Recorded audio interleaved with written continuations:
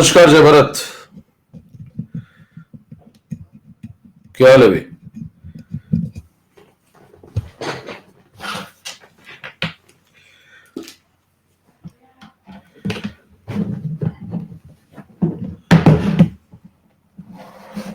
बढ़िया। मौज ले लो जिंदगी की। चलिए भी स्टार्ट करें। कहां तक पहुंच गए थे?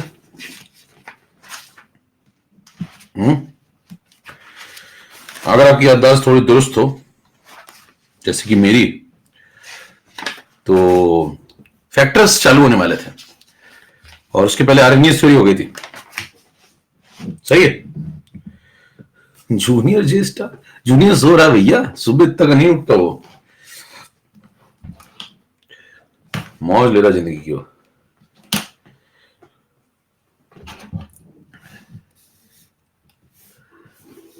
मौज ले रहा, मस्त सो रहा आराम से ठंडी में।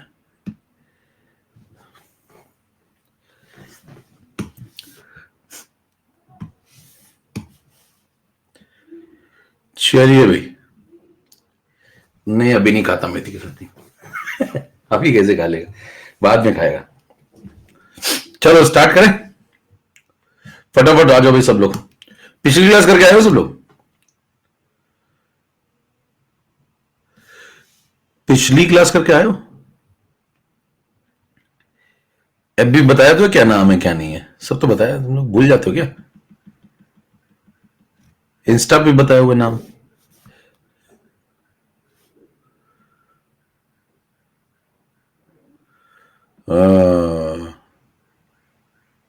बताया, देखो इन लोग पता है। तुम्हें पता नहीं कैसे नहीं पता है। हमें पता है कि तुमको पता है। चलिए भाई स्टार्ट करें तो। फटाफट आ जाओ भाई, जल्दी सब लोग जुड़ जाओ। चलो स्टार्ट करें। पीवाईक्यू सीरीज के बारे में सबको पता चल गया ना? तो जिसको भी करनी हो कर लेना। भी अपने कोई दोस्त हो उनको करानी, उनको कह देना। जो लोग सब्सक्रिप्शन नहीं लेने वाले हैं उनसे कह देना ये सीरीज अनलॉक कर ले, ये रेफरल कोड लगा के, जे स्टार लाइफ। चलिए स्टार्ट करते हैं आज की क्लास। कहां तक पहुंच गए थे हम लोग, आपको याद होगा तो। हम लोगों ने आरएनए थ्योरी कंप्लीट कर ली थी। RNA theory complete. Hello hello hello. RNA theory complete. चलो उसके बाद बाकी वो सब हो गया। तो वीक एसिड वाला पोर्शन तो जिसमें रिलेटिव स्ट्रेंथ हो गई थी। Relative strength done. इंस्टा पे तुम लोग हो नहीं? इंस्टा पे लगा रखा भैया, इंस्टा फॉलो कर लेना। सब लगा रखा हूं। आप फोटो नहीं लगाई। इंस्टा नेम क्या है? Good question, good question. Your question hurts me है। चलो स्टार्ट करें। इंस्टा नेम बता दूं मैं। इंस्टा नेम ये है,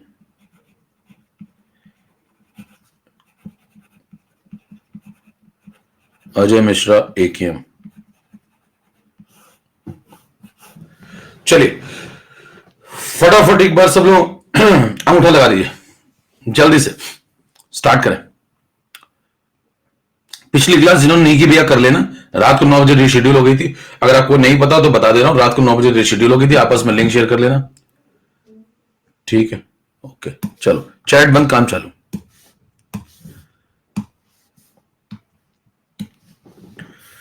आज हम लोग आगे बढ़ेंगे, पार्ट 2 की समाप्ति करेंगे और पार्ट 3 को स्टार्ट करेंगे, ठीक है? तो अभी तक पार्ट 2 चला था, पार्ट 2 को एकदम अंत करते हैं। पार्ट 2 में एक बात और समझ लीजिए। अल्फा पढ़ चुके हैं, अल्फा के बारे में सब समझ चुके हैं। एक और बात समझ लीजिए, फैक्टर्स अफेक्टिंग अल्फा। अभी पार्ट 2 ही चल रहा है। पार्ट 2 आज खत्म करके जल्दी से फिर पार्ट 3 पे चलते हैं।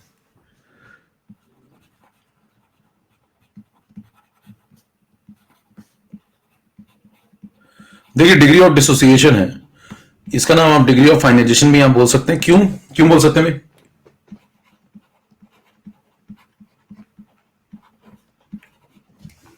क्योंकि आयनिक शैली तो डिसोसिएट तो हो ही रहा है ना। एवी क्लियर आ रहा है भैया? एवी एक बार सब लोग लिख देना जल्दी से। एवी क्लियर आ रहा है? सब कुछ सही चल रहा है? एवी क्लियर। एवी लिख दो जल्दी से। एवी क्लियर, ओके चलो। अब देखो यहां पे इसके कौन कौन से ऐसे फैक्टर्स हैं जिन पे डिपेंड करता है, उसको जरा समझ लीजिए। कौन कौन से ऐसे फैक्टर हैं जिन पे डिपेंड करता है? तो अल्फा डिपेंड करता है, पहला,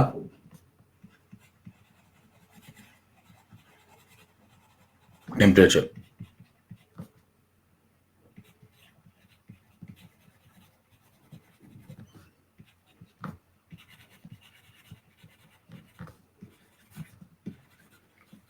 nature of electrolyte, nature of solvent,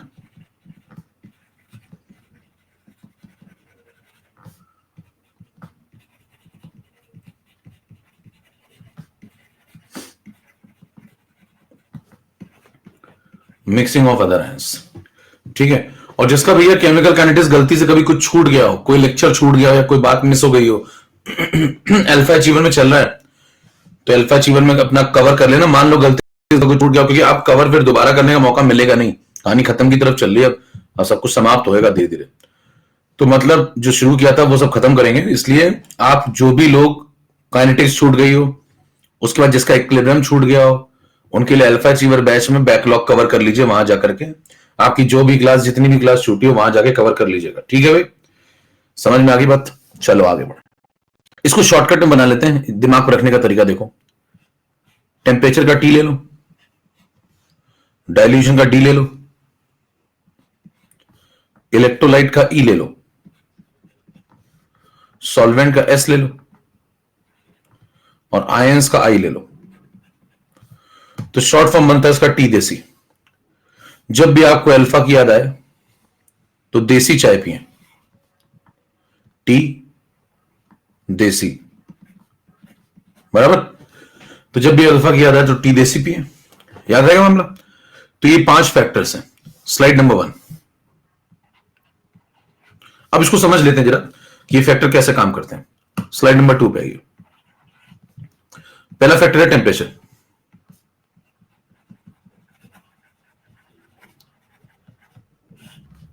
temperature को बढ़ाएंगे तो अल्फा बढ़ेगा। ठीक है, जितना टेम्परेचर बढ़ाएंगे, हीट करेंगे, उतना अल्फा बढ़ेगा। क्यों? क्योंकि जब हीट प्रोवाइड करेंगे तो क्या होंगे? बॉन्ड, और बॉन्ड टूटेंगे, डिसोसिएशन बढ़ेगा, अल्फा बढ़ेगा। ठीक है। सेकेंड पॉइंट है डाइल्यूशन। डाइल्यूशन में बात करें तो डाइल्यूशन आप पढ़ चुके हैं। कहां पढ़ चुके हैं भाई? पूरा एक लॉ पढ़ चुके हैं आप, ओस्टवाल्ड डाइल्यूशन लॉ पूरा पढ़ चुके हैं ना। तो सेकेंड पॉइंट है डाइल्यूशन। डाइल्यूशन में बताया ना, मेजर इफेक्ट डाइल्यूशन का, मेन इफेक्ट किसके ऊपर पड़ता है? वीक इलेक्ट्रोलाइट पे। स्ट्रॉन्ग पे नहीं पड़ता, अल्फा के ऊपर। डाइल्यूशन का असर तो पड़ता है लेकिन अल्फा के ऊपर असर नहीं पड़ता। ये बात आप आगे चल के पढ़ेंगे जब इलेक्ट्रोकेमिस्ट्री पढ़ेंगे। ठीक है, फिलहाल आप यहां पे ये समझ लिए कि अल्फा का अगर हम फैक्टर समझ रहे हैं तो डाइल्यूशन बदलने पे अल्फा बदलता है किनका? वीक इलेक्ट्रोलाइट का, क्योंकि स्ट्रॉन्ग का तो पहले से 1 के आसपास है। ठीक है। और आपने यहां पे एक लॉ पढ़ा है। कौन सा लॉ पढ़ा है? Ostwald dilution law. और बल्कि पढ़ाई नहीं है, इसको पूरा खोल डाला। अगर आपने ध्यान से मेरी क्लासेस की हो तो क्या ओस्टवाल्ड डाइल्यूशन लॉ में सारी बातें मैंने बताई, number of ions, molarity, H+ की, सब कुछ। यस, है ना? तो बहुत क्लियर तरीके से बात हुई वहां पे। ठीक है, तो जिन्होंने क्लास करी उनको समझ में आ रहा होगा कि भाई, अच्छा कई लोग धीरे धीरे सर्दियां आते ही क्लास कम करना शुरू कर दी भाई लोगों ने, मेरे को ऐसा लग रहा है। कुछ लोग जरा, ज्यादा तो नहीं लेकिन कुछ लोग जो है आराम की तरफ बढ़ चुके हैं।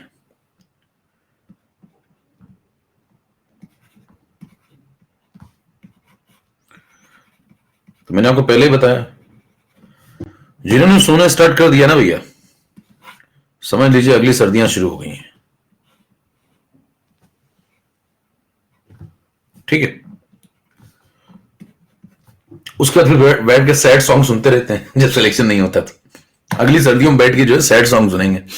अब उससे कुछ थोड़ी हो जाएगा भैया। कह रहे 4 गाने सुन लूंगा, उससे क्या हो जाएगा? उससे क्या हो जाएगा? मुंह टेढ़ा करके बैठ जाएंगे, 4 गाने सुनेंगे।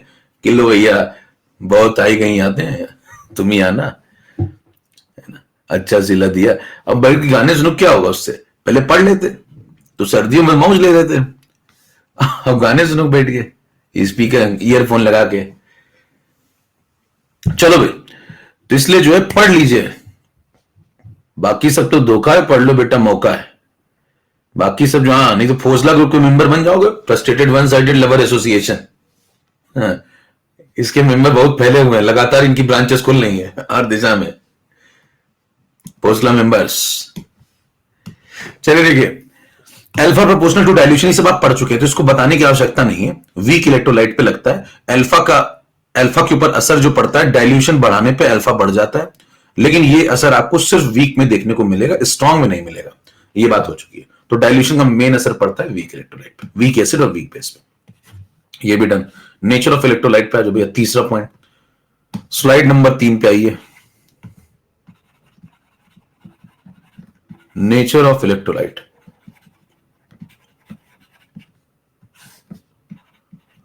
अच्छा यहां पे देखिए,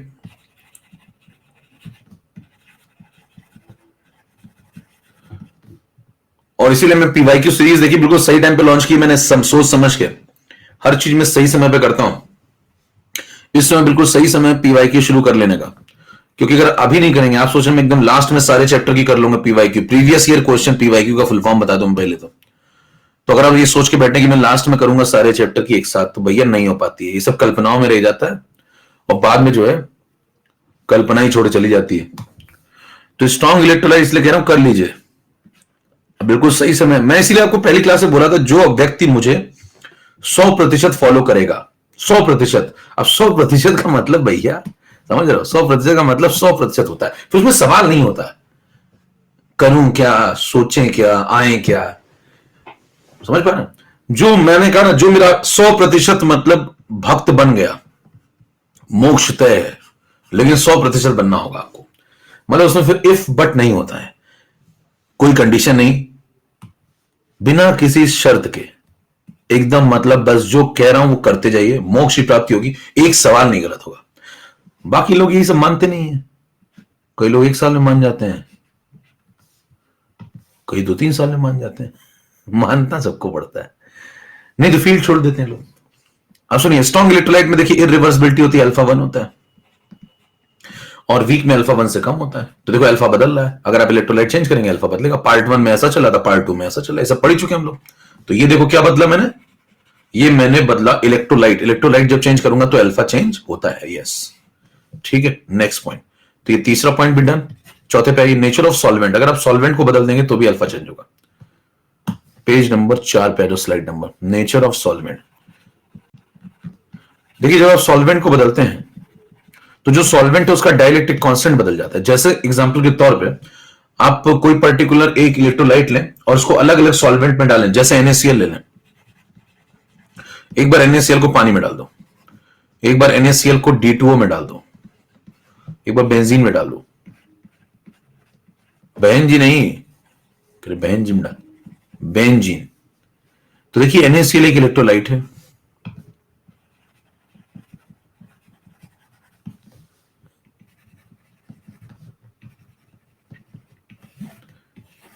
ठीक है, अलग अलग सॉल्वेंट में डालेंगे तो अलग अलग सॉल्वेंट का डाइलेक्ट्रिक कांस्टेंट डिफरेंट डिफरेंट होगा। डाइलेक्ट्रिक कांस्टेंट चेक करेंगे तो बताइए, पानी का मिलेगा आपको 80-82 की रेंज में, और इसका मिलेगा 78 से 80 की रेंज में, थोड़ा कम है इससे, हैवी वाटर का, और बेंजीन का तो बहुत ही खत्म टाइप का, 2 से 3 के बीच में। तो आप देखेंगे डाइलेक्ट्रिक कांस्टेंट क्या होता है भैया, डाइलेक्ट्रिक कांस्टेंट होता है प्रॉपर्टी ऑफ सॉल्वेंट, सॉल्वेंट की वो प्रॉपर्टी जिससे वो इलेक्ट्रोलाइट को 2 हिस्सों में तोड़ता है। तो Na+ और Cl नेगेटिव में ये इसको तोड़ेगा, लेकिन सबसे ज्यादा कौन तोड़ेगा, पानी, है ना। तो जिसका डाइलेक्ट्रिक कांस्टेंट ज्यादा है, जिसका डाइलेक्ट्रिक कांस्टेंट ज्यादा है उसमें अल्फा ज्यादा होगा, किसका, NaCl का। तो आप कहेंगे NaCl का अल्फा, अगर यहाँ अल्फा 1 है, यहाँ पे अल्फा 2 है, यहाँ पे अल्फा 3 है, तो अल्फा 1 ज्यादा होगा अल्फा 2 से, अल्फा 3 से। ये डिक्रीजिंग ऑर्डर होगा, किसके, किसकी डिग्री ऑफ डिसोसिएशन की बात कर रहे हैं, NaCl के, किसमें, डिफरेंट सॉल्वेंट में। तो अगर मैं सॉल्वेंट को चेंज कर दूं तो भी अल्फा बदल जाता है। ये हो गया पॉइंट नंबर 4। अब आ जाओ पॉइंट नंबर 5 पे, मिक्सिंग ऑफ अदर आयन। ये सबसे जहरीला, इसमें समय लगता है और दिमाग भी, समय तो फिर भी आपके पास है। दूसरा वाला चेक करिए, 5 नंबर स्लाइड पे, यहां तक क्लियर सबको, ठीक है भाई।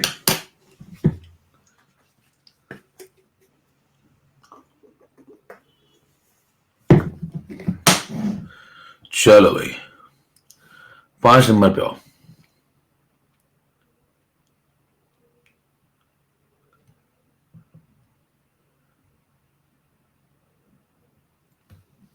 चलो भाई, सो टेक्निकल, ये आदमी बड़ा जालिम है। जमाने ने बना दिया, क्या करें। पहले हम भी जो है मासूम हुआ करते थे। जमाना जालिम है यार, हम थोड़ी जालिम है। ये क्या है।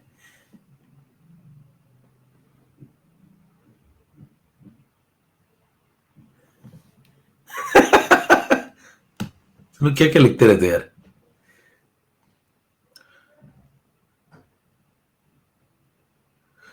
5 नंबर, फोसला ग्रुप की मेंबरशिप बंटवाऊंगा थोड़े दिन में। चलिए 5 नंबर पॉइंट पे आइए। 5 नंबर पॉइंट है मिक्सिंग ऑफ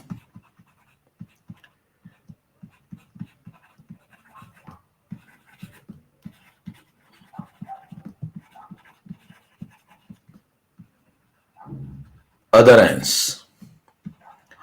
अब देखिए, मिक्सिंग ऑफ अदर आयन का मतलब बाहर से आप कुछ आयंस मिलाएंगे, ठीक है। अब देखिए, बाहर से आप कुछ आयंस मिलाएंगे तो किस प्रकार से वो इफेक्ट डालता है अल्फा के ऊपर, वो समझना एक मतलब बड़ी बात है। इसके अंदर आपको 2 बातें पढ़नी है।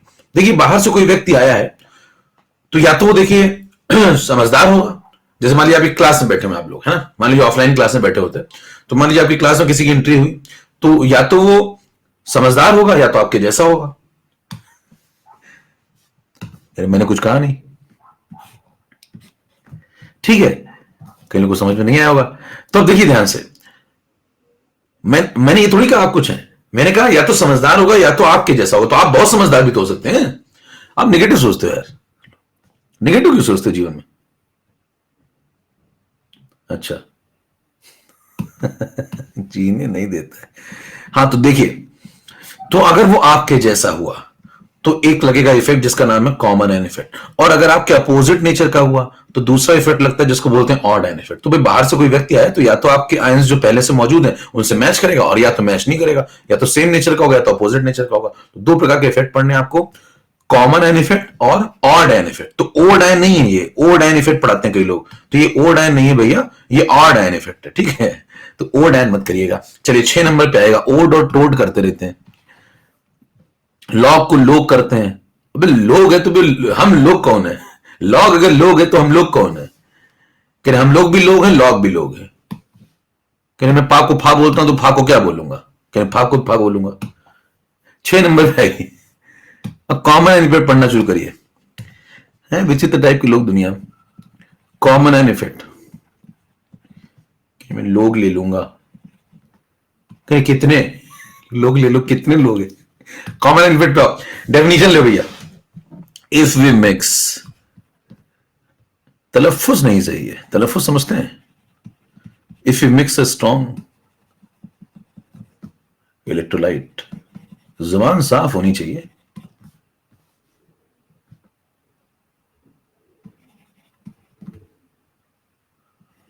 In a weak electrolyte, if you mix a strong electrolyte in a weak electrolyte, definition समझिए और खुल के समझाना है इसको पूरा कॉमन एन इफेक्ट को।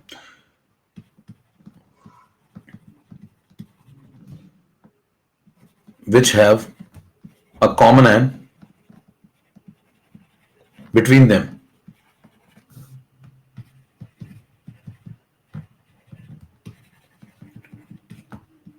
then the alpha degree of ionization of weak electrolyte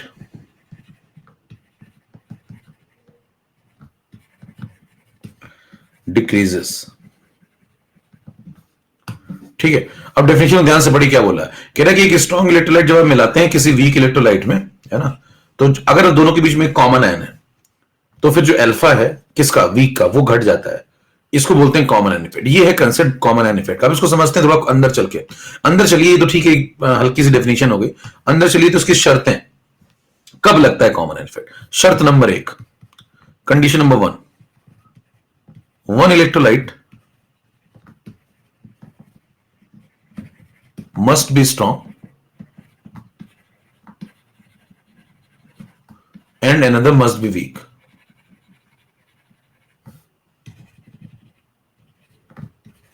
एक स्ट्रांग होना चाहिए और एक वीक होना चाहिए, पहला पॉइंट, ठीक है। कंडीशन नंबर 2, शर्त number 2, there must be a common end between them.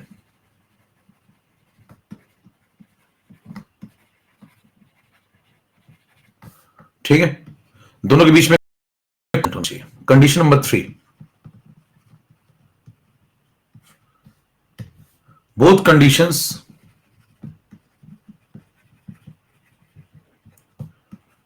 must be followed simultaneously. देखिए 3 शर्तें हैं. शर्त नंबर 1 पढ़िए ध्यान से.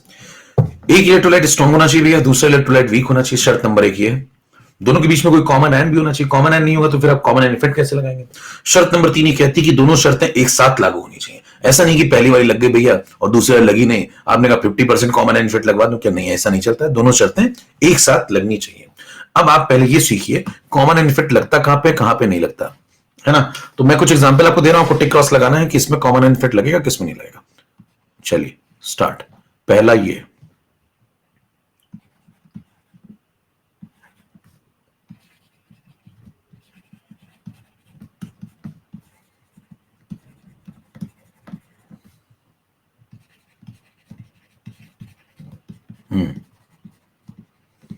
इसमें आपको बताना है कॉमन आयन इफेक्ट लगेगा या नहीं लगेगा.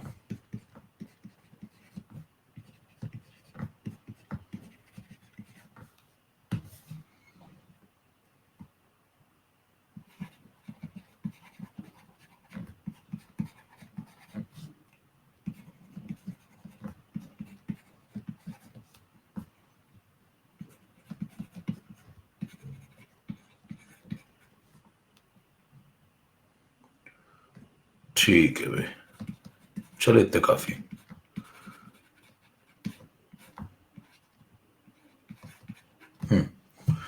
चलिए टिक क्रॉस लगाना है. स्टार्ट करते हैं. पहला मैं बताते जाता हूं, फटाफट सुनते जाइए. पहला वाला क्या है, वीक एसिड है. देखो HCN वीक एसिड है, ठीक है, वीक इलेक्ट्रोलाइट है. तो जो वीक इलेक्ट्रोलाइट है उसके ऊपर W लिखता जा रहा हूं. अब देखो ये वीक इलेक्ट्रोलाइट है, ये कैसा सॉल्ट है. सॉल्ट जनरली स्ट्रॉन्ग इलेक्ट्रोलाइट होते हैं. शब्द का प्रयोग सुनिए ध्यान से, क्या बोला मैंने, generally all salts are strong electrolyte. Statement लिख देना यहां पे, generally all salts are strong electrolyte. इसका मतलब सामान्यतया, हिंदी माध्यम में, सामान्यतया सभी सॉल्ट स्ट्रॉन्ग इलेक्ट्रोलाइट होते हैं. मतलब सभी सामान्यतया सभी होते हैं, लेकिन इसका मतलब 100% नहीं होते हैं. कुछ ऐसे भी होते हैं जो वीक भी होते हैं, जैसे लेड के और कुछ मरकरी के सॉल्ट है जिनका अल्फा 1 नहीं होता है. तो आप क्या बोलेंगे, generally all salts are strong electrolyte. ये स्टेटमेंट सही है. कई लोग यहां से जनरली हटा देते हैं. अगर आप जनरली हटा देंगे तो फिर हल्का स्टेटमेंट हो जाएगा, गड़बड़ हो जाएगा. वो कह देते हैं सभी सॉल्ट स्ट्रॉन्ग होते हैं. सभी नहीं होते, जनरली सभी होते हैं. ठीक है भाई, समझ में आ गई बात. तो कुछ को छोड़ के, लेड मरकरी कुछ सॉल्ट्स को छोड़ के, लेकिन लगभग सारे सॉल्ट्स आपको स्ट्रॉन्ग इलेक्ट्रोलाइट ही मिलेंगे, अल्फा 1 मिलेगा. ओके चलिए स्टार्ट करिए. बताइए HCN कैसा है, वीक एसिड है. NaCl सॉल्ट है. सॉल्ट कैसा होता है, जनरली स्ट्रॉन्ग. तो ये स्ट्रॉन्ग हो गया, ये वीक, ये स्ट्रॉन्ग. तो पहली कंडीशन फुलफिल हो गई. देखो एक वीक होना चाहिए, एक स्ट्रॉन्ग होना चाहिए. यस. फिर बताइए दोनों के बीच में कॉमन आयन होना चाहिए. कोई कॉमन आयन है ही नहीं. देखो इसका प्रोटॉन और CN है, इसके पास Na+ और Cl है. तो कोई कॉमन आयन है ही नहीं. जब कॉमन आयन है नहीं तो नहीं लगेगा. अगले पे आओ. कॉमन आयन ही नहीं तो कॉमन आयन इफेक्ट कहां से लगाओगे. देखो ये कैसा है, वीक एसिड है. ये कैसा है, सॉल्ट है. तो ये स्ट्रॉन्ग है ना. तो इसको तोड़ोगे तो क्या बनेगा, देखो ऐसा. कॉमन आयन कौन है बताओ, एसिटेट आयन. इसके पास भी देखो एसिटेट है और इसके पास भी एसिटेट है. ठीक है, तो लग जाएगा. एक वीक एक स्ट्रॉन्ग, कॉमन आयन भी है. ओके यहां पे आ जाओ. ये क्या है, वीक बेस है. ये क्या है, सॉल्ट है. सॉल्ट जनरली क्या होते हैं, स्ट्रॉन्ग. तो ये स्ट्रॉन्ग इलेक्ट्रोलाइट है. कॉमन आयन कौन है बताओ, अमोनियम आयन. चलेगा. अगले पे आओ. ये क्या है, सॉल्ट, स्ट्रॉन्ग इलेक्ट्रोलाइट है. ये क्या है, सॉल्ट, ये भी स्ट्रॉन्ग है. दोनों स्ट्रॉन्ग है. दोनों के बीच में कॉमन आयन भी है. देखो कौन, क्लोराइड. लेकिन नहीं चलेगा. क्यों नहीं चलेगा भाई, क्योंकि दोनों स्ट्रॉन्ग है. अगले पे आइए. HCl क्या है, स्ट्रॉन्ग एसिड है. ये क्या है, वीक इलेक्ट्रोलाइट है. दोनों के बीच में कॉमन आयन है. यस, कौन, प्रोटॉन. कॉमन आयन कौन है, प्रोटॉन. तो चलेगा. अगले पे आइए. एस्टिक एसिड कैसा है भाई, एस्टिक एसिड वीक एसिड है. HCl कैसा है, स्ट्रॉन्ग एसिड है. Common ion proton. चलेगा. अगले पे आओ. ये क्या है, वीक एसिड है. ये क्या है, स्ट्रॉन्ग है. कॉमन आयन कौन है बताओ, प्रोटॉन. चलेगा. ये स्ट्रॉन्ग, ये भी स्ट्रॉन्ग. नहीं चलेगा. ये वीक बेस है, ये सॉल्ट है. सॉल्ट जनरली स्ट्रॉन्ग होते हैं, तो ये स्ट्रॉन्ग है. तो कॉमन आयन कौन है, अमोनियम आयन. चलेगा. कितनों को बात समझ में आएगी, कब चलेगा कब नहीं चलेगा? फटाफट अंगूठा दिखाई जल्दी से, 10 सेकंड में सब लो, 10 सेकंड में तोड़ डालिए सब।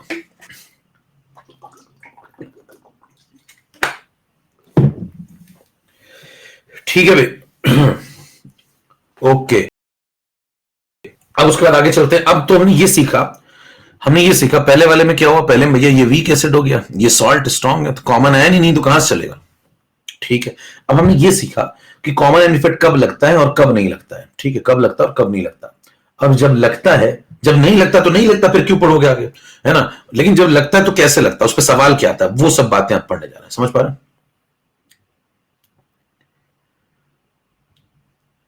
ठीक है, फोसला फोसला कर तो ब्लॉक हो गए तुम लोग। ठीक है, अब सुनो मेरी बात। अब जिस पे लगता है कॉमन आयन इफेक्ट, वहां कैसे लगता है, उस पर सवाल क्या आएंगे, उस पर चर्चा करें। क्वेश्चन पे आ जाइए। क्वेश्चन पे जब आप आएंगे तो आपके सामने ये सवाल प्रस्तुत है, लीजिए।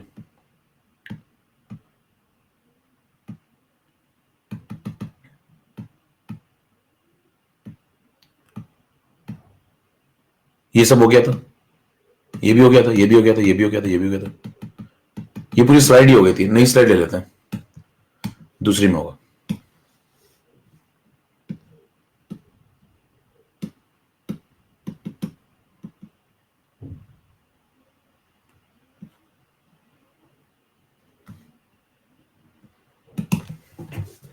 लो भैया, नहीं ले लो, ये पढ़ो। Question 1, find out degree of ionisation of 0.1 molar HCl solution before and after the mixing of 0.1 molar of HCl in it. सवाल आप पढ़िए, सवाल आपको समझ में आ रहा है क्या? देखिए, HCl का अल्फा पूछ रहा है, और इस प्रकार के सवाल मैं आपको दिखा दूंगा, एम्स वगैरह, नीट वगैरह सब में आए हुए हैं। इंपॉर्टेंट है, ध्यान सुनिएगा। आपको डिग्री ऑफ आयनाइजेशन यानी कि अल्फा बताना है। किसका बताना है? इसका बताना है। कब बताना हुआ? जब ये मिलाया है। तो दो अल्फा बताने हैं, किसके? HCl के, एक पुराना वाला और एक नया वाला, एक पुराना वाला और एक नया वाला। ठीक है, तो एक बिफोर एडिशन और एक आफ्टर एडिशन। चलिए स्टार्ट करते हैं। तो पीछे वाली जो स्लाइड थी, कहां तक पहुंच गए थे हम लोग? नंबरिंग देख लेते हैं एक बार, फिर यहीं से कंटिन्यू कर लेते हैं आगे। यहां तक पहुंच गए थे हम लोग, 7 नंबर तक। ठीक है, 7 नंबर के बाद मैं उधर पहुंच जाता हूं। चलो, यहां से स्टार्ट होता है 8 नंबर। 8 number continue. अब इसको समझते हैं 9 नंबर पे। देखिए, आपसे पूछ रहा है क्वेश्चन नंबर कौन सा भी? 1। क्वेश्चन नंबर 1 सॉल्व कर रहा हूं, ध्यान से देखिए सब। आपको HCl का अल्फा बताना है, एक पुराना वाला एक नया वाला। मैं सारे कंसेप्ट खोल डालूंगा, ध्यान सुनिएगा, बहुत सारे सवाल लग जाएंगे यहां पे। तो पहला पॉइंट है before the addition of HCl। मतलब हमने HCl नहीं मिलाया, मान लो जब HCl नहीं मिलाया तो आपके पास कौन था? ये था। ठीक है, इसका K दिया हुआ है, इसका अल्फा निकालना है, पुराना वाला। तो पुराना वाला अल्फा तो हम निकाल ही सकते हैं। कैसे निकालेंगे बताएं? अगर HCl पानी के अंदर पड़ा हुआ है तो पानी के अंदर ऐसे टूटेगा।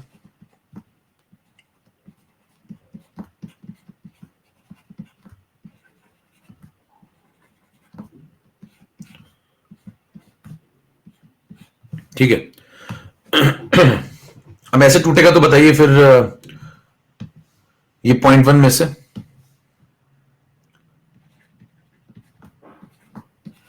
कुछ x चला जाएगा, ये x बनेगा, ये x बनेगा। t is equal to 0, t is equal to T1। यहां आ गया इक्विलिब्रियम। ठीक है, अब ये सब हो जाने के बाद आप इक्विलिब्रियम कांस्टेंट लिखेंगे, ki की वैल्यू होगी k की वैल्यू हो जाएगी प्रोडक्ट अपॉन रिएक्टेंट। तो प्रोडक्ट में ये दोनों, रिएक्टेंट में ये लगा दो भाई, H प्लस साइनाइड,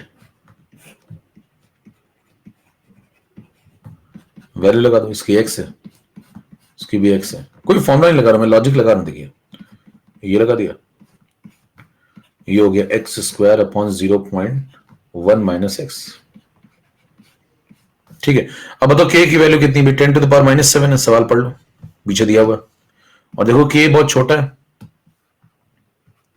बहुत छोटा, तो आप क्या बोलोगे? एजम्पशन ले लोगे क्या कि तुम बहुत छोटे हो, तो इसका मतलब अल्फा की वैल्यू 1 के रिस्पेक्ट में मतलब बहुत कम टूटा होगा ये, तो क्या x को नेगलेक्ट कर देंगे 0.1 के सामने, तो यहां नेगलेक्ट कर दो भाई, बहुत कम डिसोसिएट होगा, आयनाइज होगा, तो इसको लिख देंगे 10 to the power -7 इसका k is equal to approx, देखो ये बराबर आ जाएगा अप्रॉक्स किसके, एक्स स्क्वायर अपॉन 0.1 नीचे बचेगा, यहां से एक्स स्क्वायर सॉल्व कर लो, एक्स स्क्वायर की वैल्यू आ गई, ये इधर पहुंच जाएगा तो बन जाएगा 10 to the power -8, ठीक है।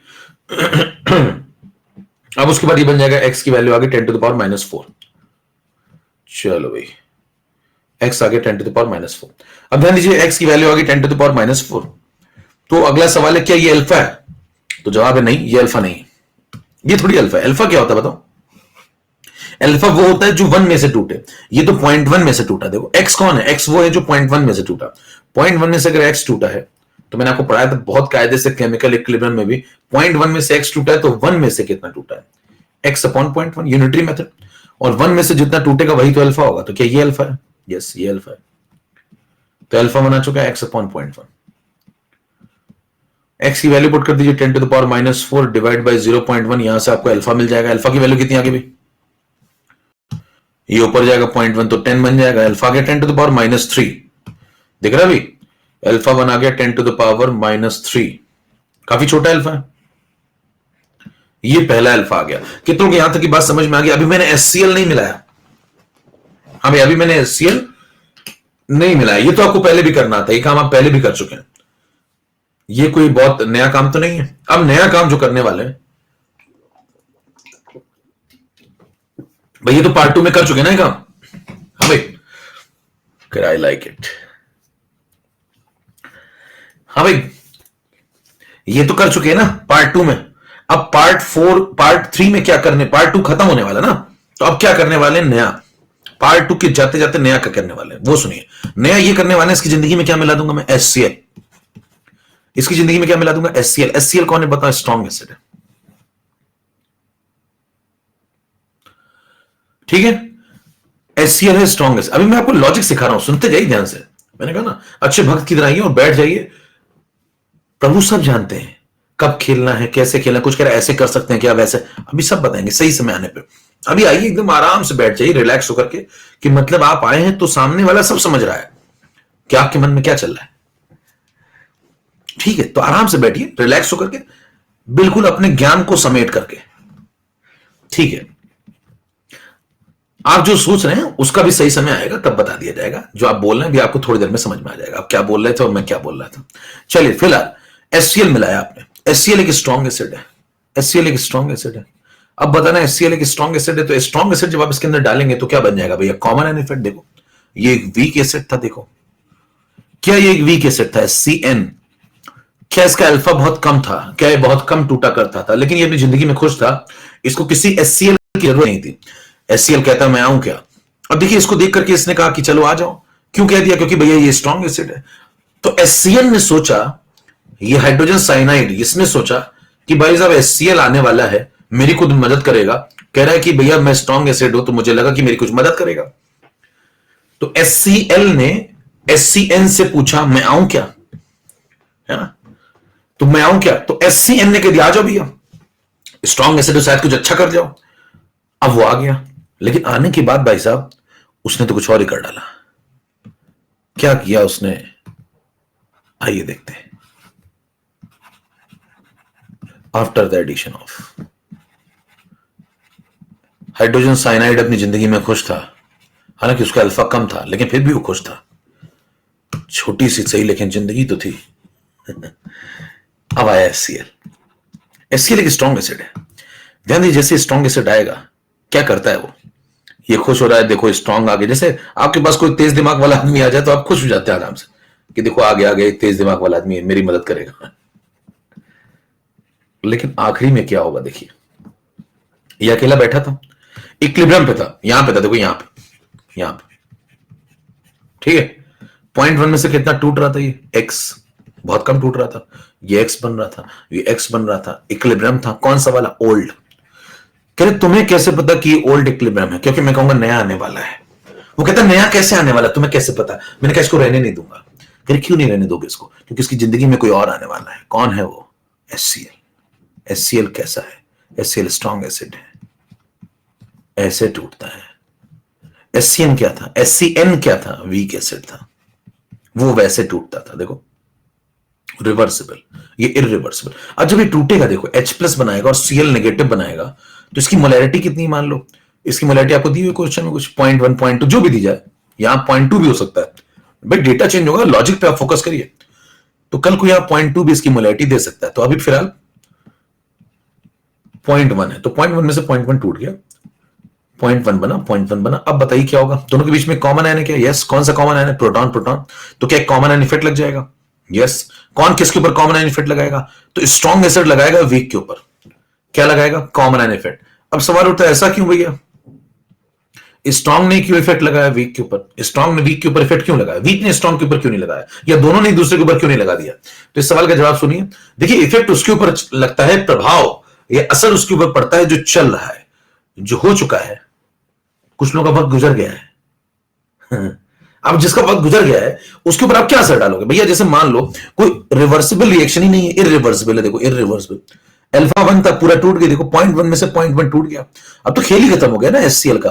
अब एचसीएल की रिएक्शन रुक गई है, 100% कंप्लीट हो गई है। तो बताइए कौन सी रिएक्शन हो चुकी है इसमें से? पहली वाली कंप्लीटेड, दूसरी वाली चल रही है। ध्यान दीजिए रिवर्सिबल रिएक्शन कभी नहीं रुकती, रिवर्सिबल रिएक्शन कभी नहीं रुकती है।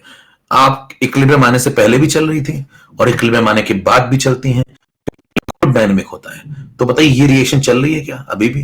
तो जो चल रही है उसके ऊपर असर लगेगा, जो हो चुकी है वो असर डालेगी। तो असर कौन डालेगा? असर पहली वाली डालेगी, किसके ऊपर? वीक के ऊपर। तो कौन किसके ऊपर कॉमन आयन इफेक्ट लगाएगा? स्ट्रॉन्ग एसिड लगाएगा, किसके ऊपर? वीक के ऊपर। कॉमन आयन कौन है? प्रोटॉन। चलिए अब शुरू करते हैं कॉमन आयन इफेक्ट लगाना। देखिए सब कुछ अच्छा चल रहा था, ओल्ड इक्विलिब्रियम था, इसकी जिंदगी बढ़िया चल रही थी, लेकिन आपने इसकी जिंदगी में क्या लगा दिया? Common ion effect. ये 0.1 आएगा, कहेगा मैं तुम्हारे में जुड़ जाऊं क्या, मैं वेसल में आ गया हूं। कह रहे आ जाओ, आई गए तो आई जाओ। ये अभी भी एक्स है, देखो ये भी इतना है। ध्यान दीजिए जैसे ये 0.1 आएगा, ये वाला इसमें जुड़ेगा, तुरंत देखिए सिस्टम डिस्टर्ब हो जाएगा, इक्विलिब्रियम डिस्टर्ब हो गया, इक्विलिब्रियम डिस्टर्ब हो गया। कह रहे तुमको कैसे पता चला इक्विलिब्रियम डिस्टर्ब हो गया? ये तनाव है। ध्यान दीजिए सिस्टम के ऊपर तनाव आ गया। अब ये सिस्टम के ऊपर तनाव आ गया, सिस्टम के ऊपर तनाव किसने डाला? एचसीएल ने। कौन सा प्रिंसिपल लगेगा? ली चैटलियर आ गया मार्केट में। कौन आ गया मार्केट में? कौन आया भैया? ली चैटलियर। इसलिए कहा था आपको ली चैटलियर पढ़ लीजिएगा। ली चैटलियर कब आया? देखिए तनाव आ गया। कौन सा तनाव बताना? ली चैटलियर में आपको टाइप्स ऑफ स्ट्रेस पढ़ाए थे मैंने, कौन सा तनाव है? तनाव का नाम बताओ। कंसंट्रेशन, वॉल्यूम, प्रेशर, टेम्परेचर, कौन सा है? कंसंट्रेशन। ओके तो देखिए ली चैटलियर आ गया। अब क्या करेगा? इक्विलिब्रियम डिस्टर्ब हो चुका है। अब इक्विलिब्रियम डिस्टर्ब हो चुका है तो आप चेक कर लीजिए, ये तनाव है। रिएक्शन कहां जाएगी भैया? बैकवर्ड। क्या करने के लिए बैकवर्ड जाएगी? इस तनाव को खत्म करने के लिए। अब जब रिएक्शन बैकवर्ड जाएगी तो चल पड़े बैकवर्ड। लो एक्स में से ये मान लो वाई चला गया, अब इसका 1 मोल जाएगा तो क्या इसका भी 1 मोल जाएगा? तो अगर ये वाई गया तो इसके बगल वाली पार्टी भी वाई जाएगी। यस ठीक है, तो ये भैया वाई बन जाएगा। ठीक है, क्योंकि इसका 1 मोल जाएगा तो इसका 1 मोल बन जाएगा। तो बताइए इक्विलिब्रियम यहां पे कभी ना कभी रीगेन हो जाएगा। मैं आपको उतना ही सिस्टमेटिक पढ़ा रहा हूं जितना मैं ऑफलाइन में पढ़ाता था, यकीन मानिए आप। तो मतलब आपका काम बहुत तगड़ा बन रहा है अगर आप ध्यान से पढ़ें तो। देखिए रिएक्शन बैकवर्ड चली गई तो ये वाई चला गया, ये वाई चला गया और ये वाई बन गया। ठीक है, अब जब ये सब हो गया तो इक्विलिब्रियम यहां पे रीगेन हो जाएगा, कभी ना कभी किसी वाई की वैल्यू पे इक्विलिब्रियम रीगेन हो जाएगा। अब जब इक्विलिब्रियम रीगेन हो जाएगा तो क्यू आई फिर से के आई के बराबर हो जाएगा। इस पॉइंट पे क्यू आई फिर से के आई के बराबर हो जाएगा, जैसे क्यूसी केसी के बराबर हो जाता था।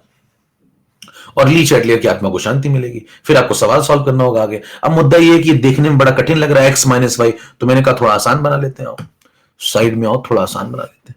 मैंने कहा तुमको एक नया नाम दूंगा, बुरा तो नहीं लगेगा? कह रहे नहीं, एक्स माइनस वाई को मैंने कहा जेड हो आज से, तुम आज से मेरे जेड हो। और जैसे मैं ऐसा कहूंगा तो बताइए मैं तुरंत लिख सकता हूं, ऐसा लिखने के बाद मैं हकदार हूं इस बात का लिखने का कि जेड लेस देन एक्स है। क्यों? ऐसा क्यों? क्योंकि जो बच रहा है वो उससे तो छोटा ही होगा, जो बच रहा है वो उससे तो छोटा ही होगा, जिसमें से माइनस करने के बाद वो बच रहा है। क्या कह गया कभी? जो बच रहा है वो उससे तो छोटा ही होगा, जिसमें से माइनस करने के बाद वो बच रहा है। ठीक है भाई, तो z तो x से छोटा होगा ना। ओके, अब देखिए z अगर x से छोटा होगा तो इसी का फायदा बाद में उठाया जाएगा। फिलहाल लौटिए, x माइनस वाई का नया नाम दे देते हैं, इसको बोलते हैं तुम आज से मेरे z हो। तो कहा तुम मेरे z बनोगे? कह रहे हाँ क्यों नहीं। बताओ फिर ये क्या बनेगा? x माइनस वाई z हो गया तो ये क्या बन गया? Z plus 0.1। ठीक है, ये क्या बनेगा बताओ, इसकी जगह क्या लिख सकते हैं, 0.1 माइनस, माइनस कॉमन ले लो यहां से तो अंदर बचेगा x माइनस वाई, वो हो जाएगा z।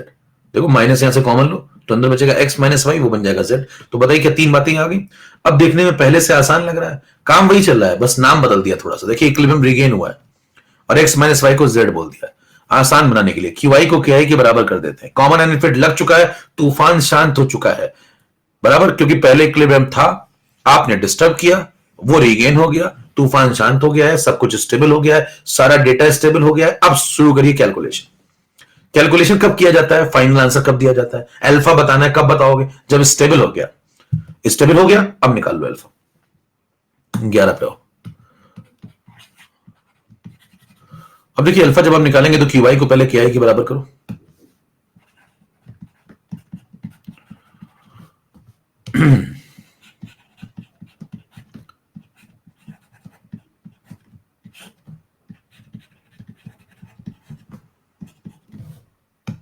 और इक्विलिब्रियम कांस्टेंट KI तो बदला नहीं, क्यों नहीं बदला भाई, ये अभी भी नहीं बदला, ये वही है 10 टू द पावर -7। क्यों, क्योंकि टेम्परेचर बदला नहीं, बर्नर आपके पास है नहीं। प्रोटॉन कितना लगाओगे बताओ, ये Z प्लस 0.1 लगा दो, Z प्लस 0.1। साइनाइड कितना लगाओगे, Z, और नीचे ये कितना आएगा 0.1 माइनस Z, चेक कर लो ये, और इसको बराबर कर दो इसके KI के।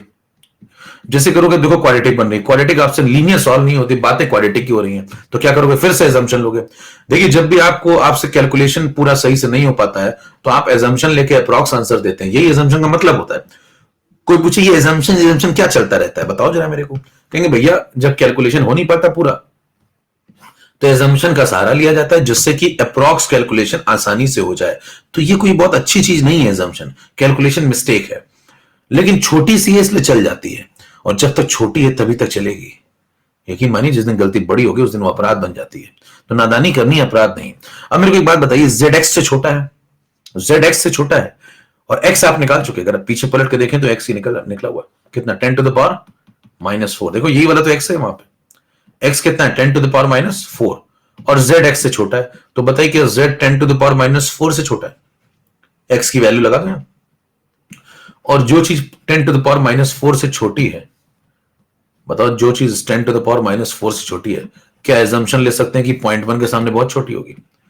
कोई पूछे इस एजम्पशन का चूंकि कहां है, तो कहेंगे चूंकि ये, क्योंकि Z इससे छोटा है, बहुत नहीं छोटा है, लेकिन कह रहे इसका चूंकि कहां है, कहने क्योंकि चूंकि ये रहा, कह रहे इसका चूंकि कहां है, चूंकि समझते हो सेंस इंग्लिश मीडियम, कह रहे इसका कहां है, कह रहे पीछे, कह रहे कहां, यहां देखो, क्योंकि ये Z है। ठीक है, तो क्या ओके समझ गए बात। तो नेगलेक्ट कर दूं क्या यहाँ पे Z को जैसे आप नेगलेक्ट करेंगे यहां भी और यहां भी 0.1 के सामने, तो बताइए ऊपर क्या बचेगा, 0.1 इंटू Z डिवाइडेड बाई 0.1। क्या यहां पे अप्रोक्सीमेशन लग गया है, कैलकुलेशन हो गया आसान, ये कट गया, Z की वैल्यू आ गई अप्रोक्स 10 टू द पावर -7। तो इतने अप्रोक्सीमेशन आप ले सकते हैं, क्योंकि कैलकुलेशन मिस्टेक बहुत ना के बराबर है। अब मेरे को एक बात बताइए, क्या ये अल्फा है, क्या Z अल्फा है, यस और no, no no no no no no. क्यों, क्योंकि ध्यान दीजिए अल्फा क्या था, अल्फा होता है जो 1 में से टूटे। अभी देखो 0.1 में से Z टूटा है, जैसे पिछली बार क्या टूटा था, देखो 0.1 में से X टूटा था, तो अल्फा क्या था 1 में से जितना टूटता है। इस बार क्या हुआ, 0.1 में से Z टूट रहा है, तो अल्फा क्या है, 0.1 में से Z टूट रहा है, तो अल्फा क्या है, जो 1 में से टूटेगा, तो 1 में से Z अपॉन 0.1 टूटेगा, ये अल्फा है, ये अल्फा 2 है। अल्फा 2 की वैल्यू आ चुकी है Z अपॉन 0.1, लगा दीजिए, खत्म है सवाल।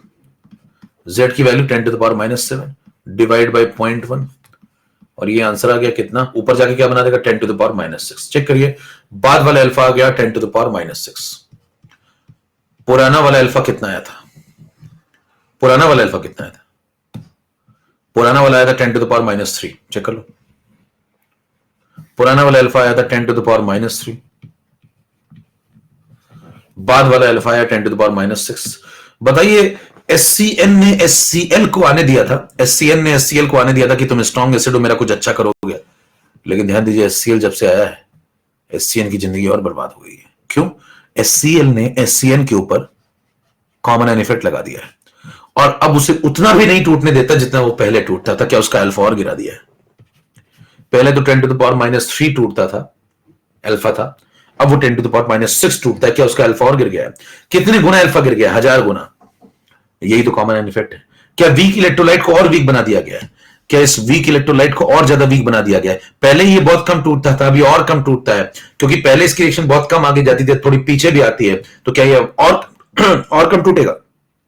तो जो वीक इलेक्ट्रोलाइट था, क्या वो और वीक हो गया? अब जब वो और वीक हो गया है, तो आप कहेंगे वीक को और वीक बना देता है कॉमन एन इफेक्ट।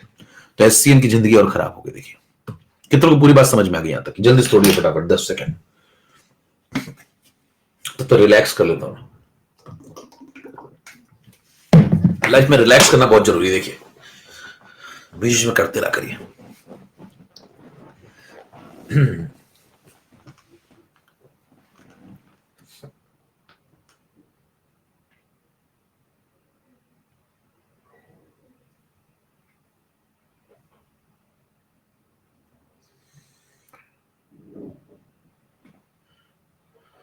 चले ओके ठीक है। फिर से मैं आपको जल्दी से एक बार फटाफट बता देता हूं क्या क्या हुआ अभी तक। कहानी यहां शुरू हुई थी। आपको दो प्रकार के अल्फा बताने थे, एक ये वाला पुराना वाला, एक नया वाला। कहानी यहां से स्टार्ट हुई। आपके पास एससीएन था और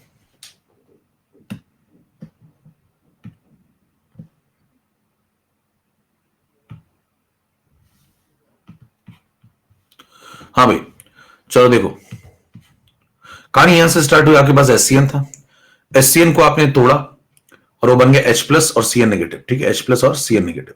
फिर क्या हुआ? जब H प्लस और Cn नेगेटिव बन गए तो क्या हुआ? फिर भी एससीएन को तोड़ा आपने, H प्लस बन गया, Cn नेगेटिव बन गया। फिर क्या हुआ? ये 0.1 दिया था, ये 0 था, ये 0 था। फिर 0.1 में से x जा रहा था, ये x बन रहा था, ये x बन रहा था। फिर सब कुछ हो गया, इक्विलिब्रियम आ गया। ये पहले इक्विलिब्रियम आया, अभी आपने HCl नहीं मिलाया है। फिर आपने लिखा इसका equilibrium constant K is equal to Ki is equal to 10⁻⁷ product upon reactant, value लगा दी, ये आ गया। यहां से आपने K के बराबर कर दिया, सॉल्व किया तो x आ गया, x की वैल्यू आ गई, लेकिन वो अल्फा नहीं है, क्योंकि अल्फा वो होता है जो 1 में से जाता है। तो 0.1 में से x जाएगा तो 1 में से कितना जाएगा? इतना, और 1 में से जितना जाएगा वही तो अल्फा है। तो ये अल्फा आ गया, सॉल्व कर लिया, x की वैल्यू यहां पुट कर दी, देखो x यहां से उठा करके यहां पे लगा दिया तो अल्फा निकल आया। ये आ गया अल्फा, अल्फा की वैल्यू आ गई। पुराना अल्फा ये हो गया, नए पे आइए। पुराने अल्फा आने के बाद नए पे जब आप आए तो स्लाइड नंबर 10 पे आ जाइए। After the addition of HCl, जब आपने HCl मिलाया तो HCl एक स्ट्रॉन्ग एसिड है, स्ट्रॉन्ग एसिड पूरा टूट गया कंप्लीटली। कंसेप्ट सीखिए क्योंकि आगे भी काम आएंगी चीजें। और देखिए ये 0.1 जैसे ही आकर के यहाँ पे जुड़ा और यहाँ पे जुड़ गया तो ये बताओ कॉमन एन इफेक्ट लग गया और ये टोटल हो गया x प्लस 0.1। ये अभी भी x है, देखो ये अभी भी 0.1 माइनस x है। इक्विलिब्रियम डिस्टर्ब हो गया, रिएक्शन बैकवर्ड जाएगी और बैकवर्ड चल पड़ी तो इसमें से y गया, इसमें से y गया तो इसमें y बन गया।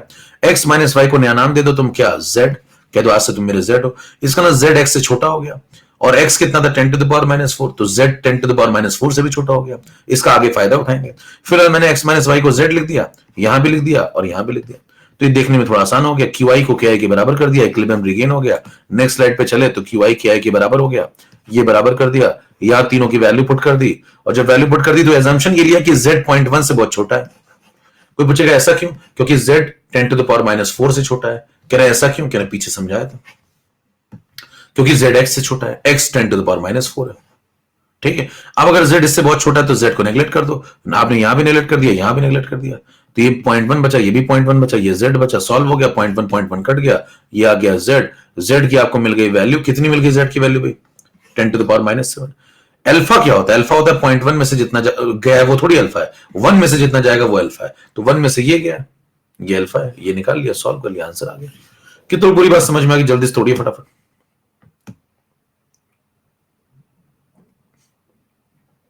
और अब नहीं आई तो अब आएगी भी नहीं। फिर आपका टीवी खराब है, कई बार टीवी खराब होता है, चैनल बदल रहे होते हैं, कहीं देखो तो आज तुलसी का नया पति आया क्या, रसोड़े में कौन था? मैं था, तुम थी, राशि थी। हाँ भाई ठीक है। अच्छा अब ये सब हो गया, आप यहां तक पहुंच गए, यानी कि है ना, तो यहां तक की कहानी खत्म। बताइए पुराना वाला अल्फा, पुराना वाला अल्फा आपको निकाल के दिखा दिया, नया वाला अल्फा दिखा दिया। अल्फा गिर गया, उड़ गया, अल्फा गिरा है, किसका नुकसान हुआ है बताओ? डिग्री ऑफ डिसोसिएशन किसका गिर गया? एससीएन का। एससीएन का। तो बताइए एससीएन का जाति तौर पे नुकसान हुआ है, लेकिन सिस्टम का क्या हुआ? अगर आपसे मैं 3 सवाल पूछूं, अगर मैं आपसे 3 सवाल पूछूं, मिलाने के बाद और मिलाने से पहले, before and after, alpha alpha 1 था सिस्टम का और ये अल्फा 2 था, तो अल्फा बताइए क्या हो गया? अल्फा गिर गया या बढ़ गया? तो आप कहेंगे अल्फा गिर गया, अल्फा 2 छोटा हो गया। फिर आपसे पूछेगा बताना सिस्टम का जो प्रोटॉन कंसंट्रेशन था वो उसका क्या होगा? सिस्टम का जो प्रोटॉन कंसंट्रेशन था नेट रिजल्टेंट, उसका क्या हुआ? बढ़ेगा या घटेगा बताओ जरा? आफ्टर बढ़ेगा या घटेगा? है बढ़ेगा, बढ़ेगा, ध्यान दीजिए बढ़ेगा। क्यों बढ़ेगा बताओ भैया, क्यों बढ़ेगा? क्योंकि सिस्टम में देखिए एचसीएल आया है, तो जाति तौर पे एचसीएन का नुकसान हुआ है, उसका अल्फा गिर गया है। अल्फा किसका गिरा है? एचसीएन का। लेकिन ओवरऑल सिस्टम के प्रोटॉन तो बढ़े, क्योंकि सिस्टम में स्ट्रॉन्ग एसिड आया तो सिस्टम के प्रोटॉन का तो फायदा हुआ है। तो सिस्टम का एसिडिक कैरेक्टर क्या होगा बताइए? सिस्टम का एसिडिक कैरेक्टर बढ़ेगा, सिस्टम का पीएच कम हो जाएगा। कितनों को 4 बातें समझ में आती है? अभी मैंने सॉल्व नहीं किया, ध्यान दीजिए, अभी मैंने सॉल्व नहीं किया, लेकिन मैं 4 बातें आपसे बोल रहा हूं। सिस्टम का अल्फा एचसीएन का गिरेगा, प्रोटॉन पहले से ज्यादा हो जाएगा, नेट में एसिडिक कैरेक्टर बढ़ेगा क्योंकि स्ट्रॉन्ग एसिड आया है, और पीएच गिरेगा। अब कितने सवाल बनते हैं? 8 सवाल। पुराना अल्फा, नया अल्फा, पुराना प्रोटॉन, नया प्रोटॉन, पुराना एसिडिक कैरेक्टर, नया एसिडिक कैरेक्टर, पुराना पीएच, नया पीएच। खोल डालूंगा मैं, बता रहा हूं आखिरी में गाइस, आखिरी में खोल डालता हूं, पत्ते बिछा दूंगा लोगों के। अब सुनिए 11 नंबर की बात सुनिएगा। अब अगर इस तरीके से आप सवाल वहां पे लगाते हैं, देखिए ये सब आपने कर डाला, ये पूरा कर डाला, ये पूरा कर डाला, फिर पीछे आप ये लगे पड़े थे, मतलब 1 पेज 2 पेज खाली वाला ना गिन लेना, 3 पेज, 3 पेज में आप सवाल लगा के आओगे भैया, तो पीछे से आवाजें आती हैं, फॉर्म ले जाओ ना प्लीज, प्लीज बोलता है प्लीज। अब आप कहेंगे आवाजें कहां से आ रही हैं? आवाजों से बचना है तो जे सुनिए, मुक्ति आपको एक ही आदमी दे सकता है, वो है जे।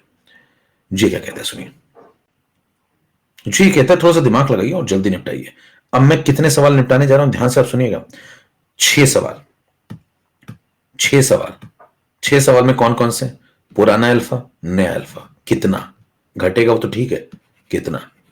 पुराना प्रोटॉन, नया प्रोटॉन, कितना? पुराना पीएच, नया पीएच, कितना? सवाल समझिए ध्यान से। देखिए सिस्टम में जब आप 6 सवाल लगाते हैं, पहला सवाल अल्फा के बारे में आ जाइए। देखिए बिफोर द एडिशन, अगर आपसे चर्चा करता है before the addition of HCl, आपने एचसीएल नहीं मिलाया, ठीक? अब सुनना मेरी बात, तो एचसीएन एक्वस अकेला था, अकेला था तो इसका अल्फा निकाल लो भैया, अकेला था तो अल्फा निकाल लो। अल्फा कैसे निकालोगे? अकेला जब वीक एसिड होता है तो फॉर्मूला लगा दो, आपको दिमाग पे ज्यादा जोर नहीं डालना, तो अल्फा 1 से निकाल लो। के कितना दिया था? 10 टू द पावर -7, चेक कर लेना पीछे। और कंसंट्रेशन कितना दिया था एचसीएन का? 0.1 मोलर, एचसीएन का 0.1 मोलर, यहां लगा दो। सॉल्व करोगे ये 10 ऊपर जाएगा तो 10 पावर -6 अंडर रूट ले लो, 10 पावर -3, खत्म हो गया। बताइए पुराना वाला अल्फा एक लाइन में आ गया, चेक करो भाई, पुराना वाला अल्फा एक लाइन में आ गया। यहां तक आप पहुंच गए, देखो सीधे डायरेक्ट, ये सब कुछ मत करो, ये पूरा पेज गायब। कंसेप्ट लेकिन मैंने पहले बता दिया आपको। फिर आइए अब जरा देखिए, पूरा पेज गायब, यहां तक पहुंच गए। अब क्या करो? प्रोटॉन निकालने आपको। प्रोटॉन कैसे निकालते थे? जब वीक एसिड अकेला होता तो प्रोटॉन नंबर 1 मतलब पुराना प्रोटॉन, सी अल्फा। सी कितना? 0.1। अल्फा कितना? 10 टू द पावर -3। आंसर कितना? 10 टू द पावर -4। ठीक है, तो ये आ गया प्रोटॉन। पीएच कितना? पुराना वाला पीएच आ गया 4। चेक कर लीजिए कितने सवाल लगा दिए मैंने यहां पे, देखिए ध्यान से। क्या मैंने यहां पे 3 सवाल आपको दिखा दिए? 3 सवाल। पुराना अल्फा, अगर पुराना अल्फा पूछोगे तो फिर एक ही लाइन है, पुराना अल्फा, पुराना प्रोटॉन, पुराना पीएच, 3 सवाल खत्म। अब नया, आफ्टर द एडिशन, 3 सवाल लग चुके, ध्यान से देखते जाइएगा। After the addition of HCl, देखो जब एचसीएल आप मिला दोगे इसके अंदर तो होगा क्या? ये जो व्यक्ति एचसीएन था इसके ऊपर, अच्छा अब ये फॉर्मूला आप लगा सकते हैं, बताओ अल्फा वाला रूट की ए/सी अब लगा दोगे क्या? हाँ भाई ये फॉर्मूला आप लगा सकते हैं क्या ये मिलाने के बाद? जल्दी से बताना। नो, क्यों? क्यों? टाइप करिए, टाइप करिए क्यों? क्योंकि ध्यान दीजिए ये फॉर्मूला तब लगता है जब आप थोड़ा पीछे जाके देखिए, अगर मेरे पीछे कोई जगह ही नहीं, दीवार है, मतलब दिमागी तौर पर पीछे जाइए। जब आप लिखते थे K is equal to C alpha square, ये कहां से आता था? K is equal to C alpha square. इसके पीछे जाओ, K is equal to C alpha square, और पीछे जाओ तो देखो ये फॉर्मूला आया कहां से, सोचो थोड़ा। K is equal to C alpha square, फिर इसके पीछे जाओगे तो C alpha square upon 1 minus alpha, alpha neglect, वो कहां से आया? K is equal to C alpha into C alpha upon C minus C alpha, वो कहां से आया? जब वीक एसिड अकेला था। तो ये सब तब लगता है जब वीक एसिड अकेला हो। तो पहले था तो पहले लग गया, अब नहीं लगेगा, अब कंसेप्ट लगेगा, इसलिए कंसेप्ट बताया गया आपको। अब कंसेप्ट पे टाइम नहीं लगाना है, ये सुनिए बात, टाइम नहीं लगाना, बस वो 2-3 बातें बोलो, हो जाता है। उससे बोलो पहले तुम थोड़ा आगे जाती थी, किसको बोल रहे हो? एससीएन को। पहले तुम थोड़ा ही आगे जाती थी, देखो थोड़ा ही आगे जाती थी, क्यों? क्योंकि तुम वीक एसिड थी। अब तुम थोड़ा पीछे भी आती हो, क्यों भाई?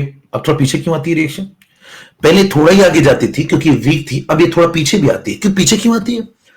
क्योंकि स्ट्रॉन्ग एसिड आ गया, उसने इसके ऊपर कॉमन एन इफेक्ट लगा दिया, तो थोड़ा पीछे आती है, तो अब और कम आगे जाएगी। खत्म हो गया मामला। अगर आप कंसेप्चुअल व्यक्ति, कहानी खत्म होगी। ध्यान से देखिए जरा, पहले वो थोड़ा ही आगे जाती थी, अब थोड़ा पीछे भी आती है, तो अब और कम आगे जाएगी। जरा बताना, अगर आपसे कहा जाए कि पहले मान लो ये x आगे जाती थी, अब ये y पीछे भी आती है, तो क्या अब ये z आगे जाएगी? और z की वैल्यू कितनी होगी बताओ? x minus y. देखो x माइनस वाई, पहले x आगे जाती थी, y पीछे आ गई, तो z की वैल्यू कितनी होगी? x minus y. बताइए ये लाइन क्या आप पिछले वाले मामले से कनेक्ट कर पा रहे हैं? डायरेक्ट आप यहां पहुंच गए, डायरेक्ट आप यहां पहुंच गए। हाँ भाई, सीधे नए इक्विलिब्रियम पे आ जाओ ना।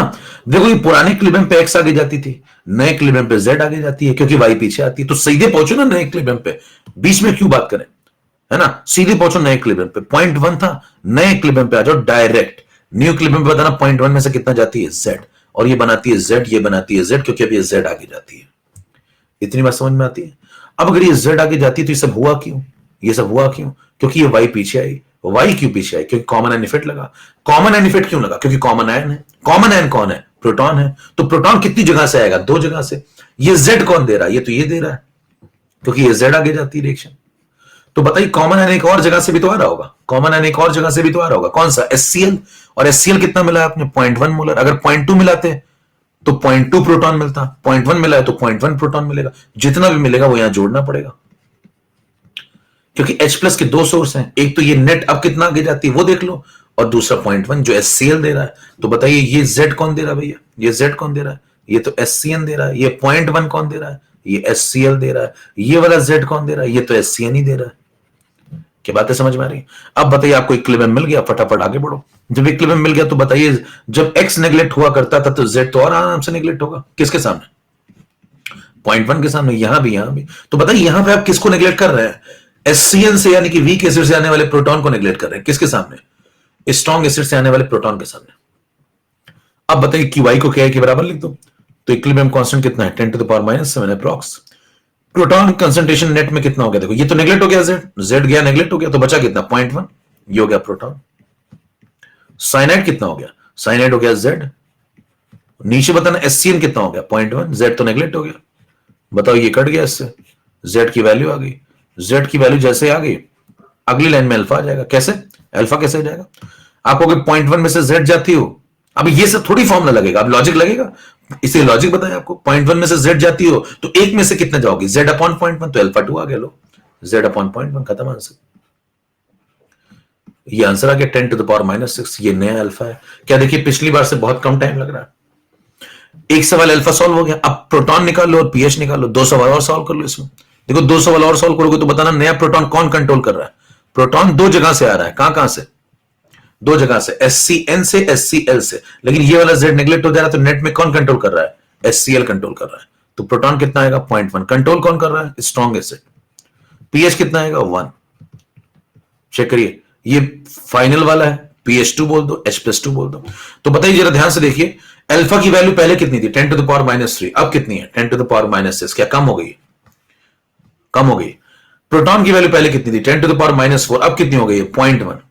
0.1। तो क्या बढ़ गई है? पीएच की वैल्यू पहले 4 थी, अब क्या घट गई है? क्या पीएच घट गया है? क्या सिस्टम एसिडिक कैरेक्टर बढ़ चुका है? क्या सारे सवालों का जवाब मिल चुका है? अगर आप ध्यान से देखिए तो 8 सवाल लग चुके हैं। पुराना अल्फा, नया अल्फा, पुराना प्रोटॉन, नया प्रोटॉन, पुराना पीएच, नया पीएच, पुराना एसिडिक कैरेक्टर, नया एसिडिक कैरेक्टर। बात समझ में आ गई? 10 सेकंड में तोड़ डाली, रुकना नहीं चाहिए, कीबोर्ड के टुकड़े कर डालिए, एक पेज में सब निपटा दिया, 8 सवाल लगे।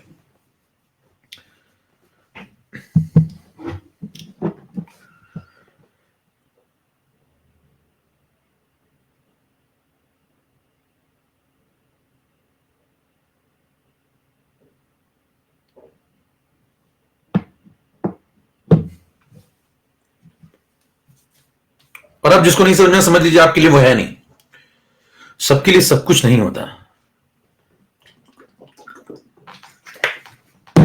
दुनिया में, सबके लिए सब कुछ नहीं होता, यकीन मानिए आप।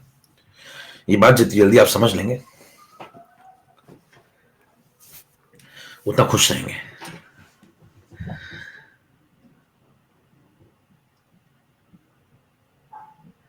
क्लियर?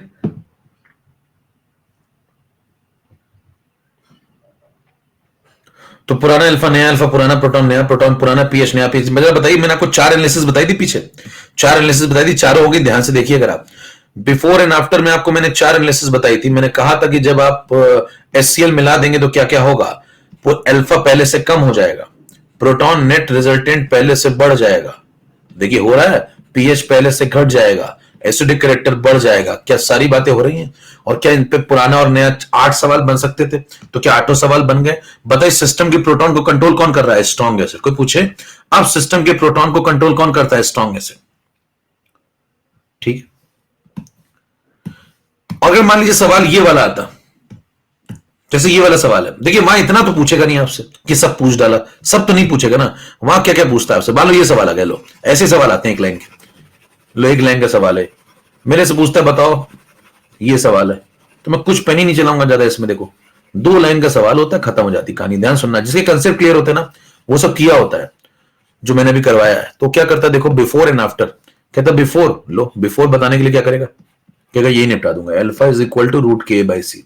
और फिर फॉर्मूला क्यों लिखो, दिमाग में वैल्यू डालो ना सीधे, के बाई सी। कह रहे लो आ गया अल्फा,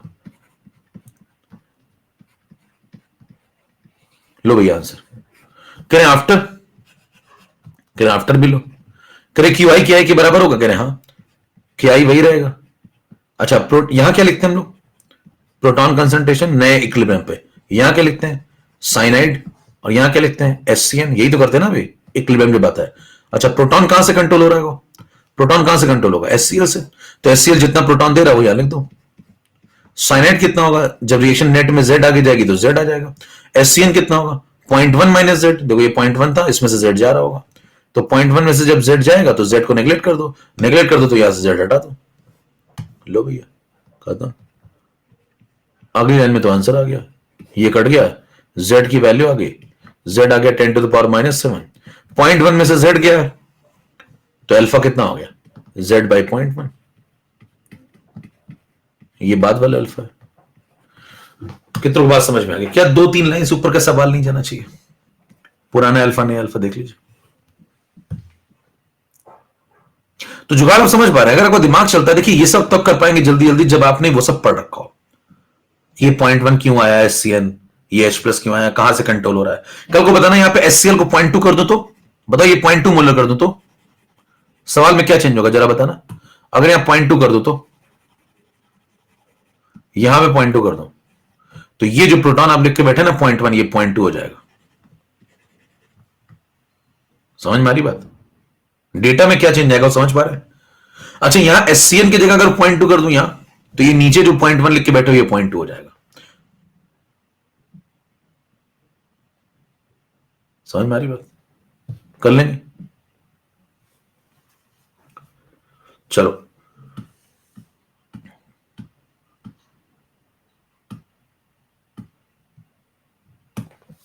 चलो आगे बढ़े। 13 नंबर हो गया, 14 पे आ जाइए। अभी तो जो आप पढ़े थे कॉमन एंड इफेक्ट था, कॉमन एंड इफेक्ट के अंदर आपने एक सवाल लगा लिया। कल को जो अगला सवाल आता है, अगला सवाल से याद आया, एक सवाल लगवाते हैं।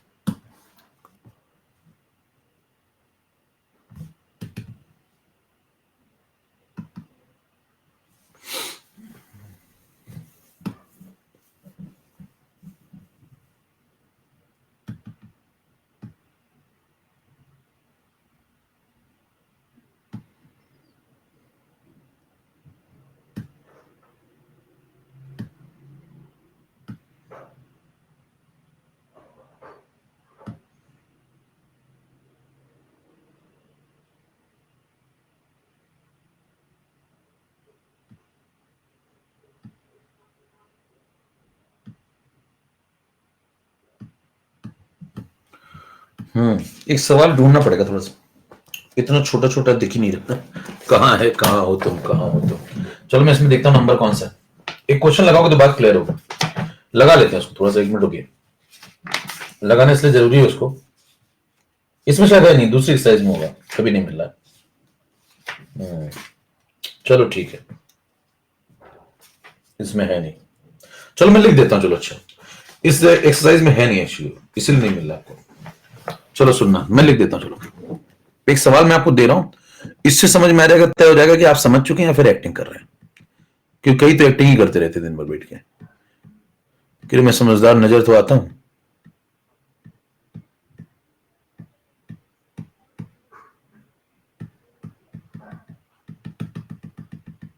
चलो सुनो,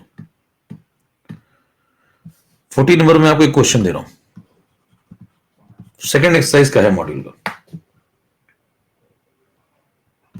अब ये सवाल करेंगे और कितने लोग सही करेंगे उससे तय होगा कि आप कौन हैं।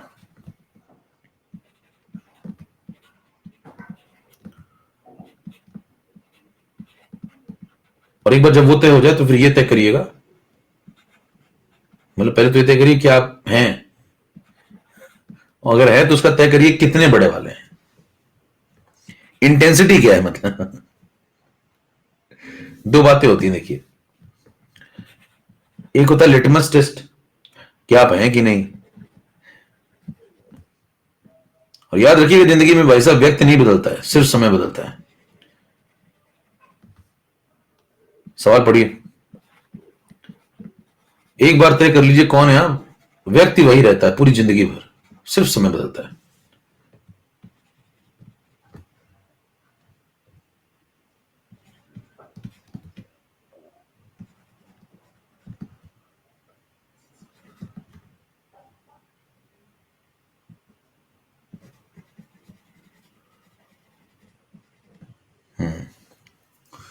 ठीक है, ये सवाल है, तो आप तय करिए कि कितने सुनील और डिंपल यहां पे आए हुए हैं। Once a Sunil, always a Sunil,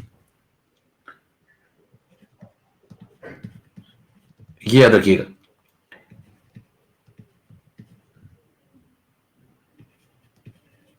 चार ऑप्शन है आपके पास, चलिए शुरू हो जाइए। सवाल पढ़ लीजिए।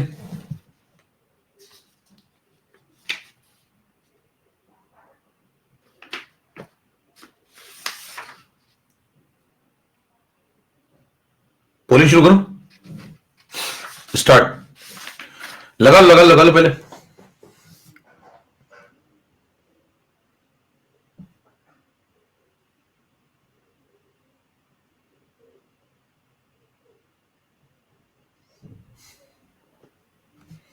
हाँ सुनील देखो, फोसला ग्रुप मेंबर का हेड है, एडमिन है सुनील,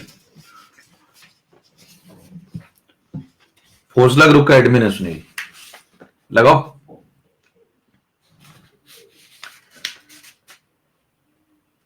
कह रहे मुझे भी एडमिन बनाओगे क्या। हाँ लगाओ, येलो लगाओ फटाफट। चलो पोल स्टार्ट। यस, और डिंपल सुनील की महिला मित्र है।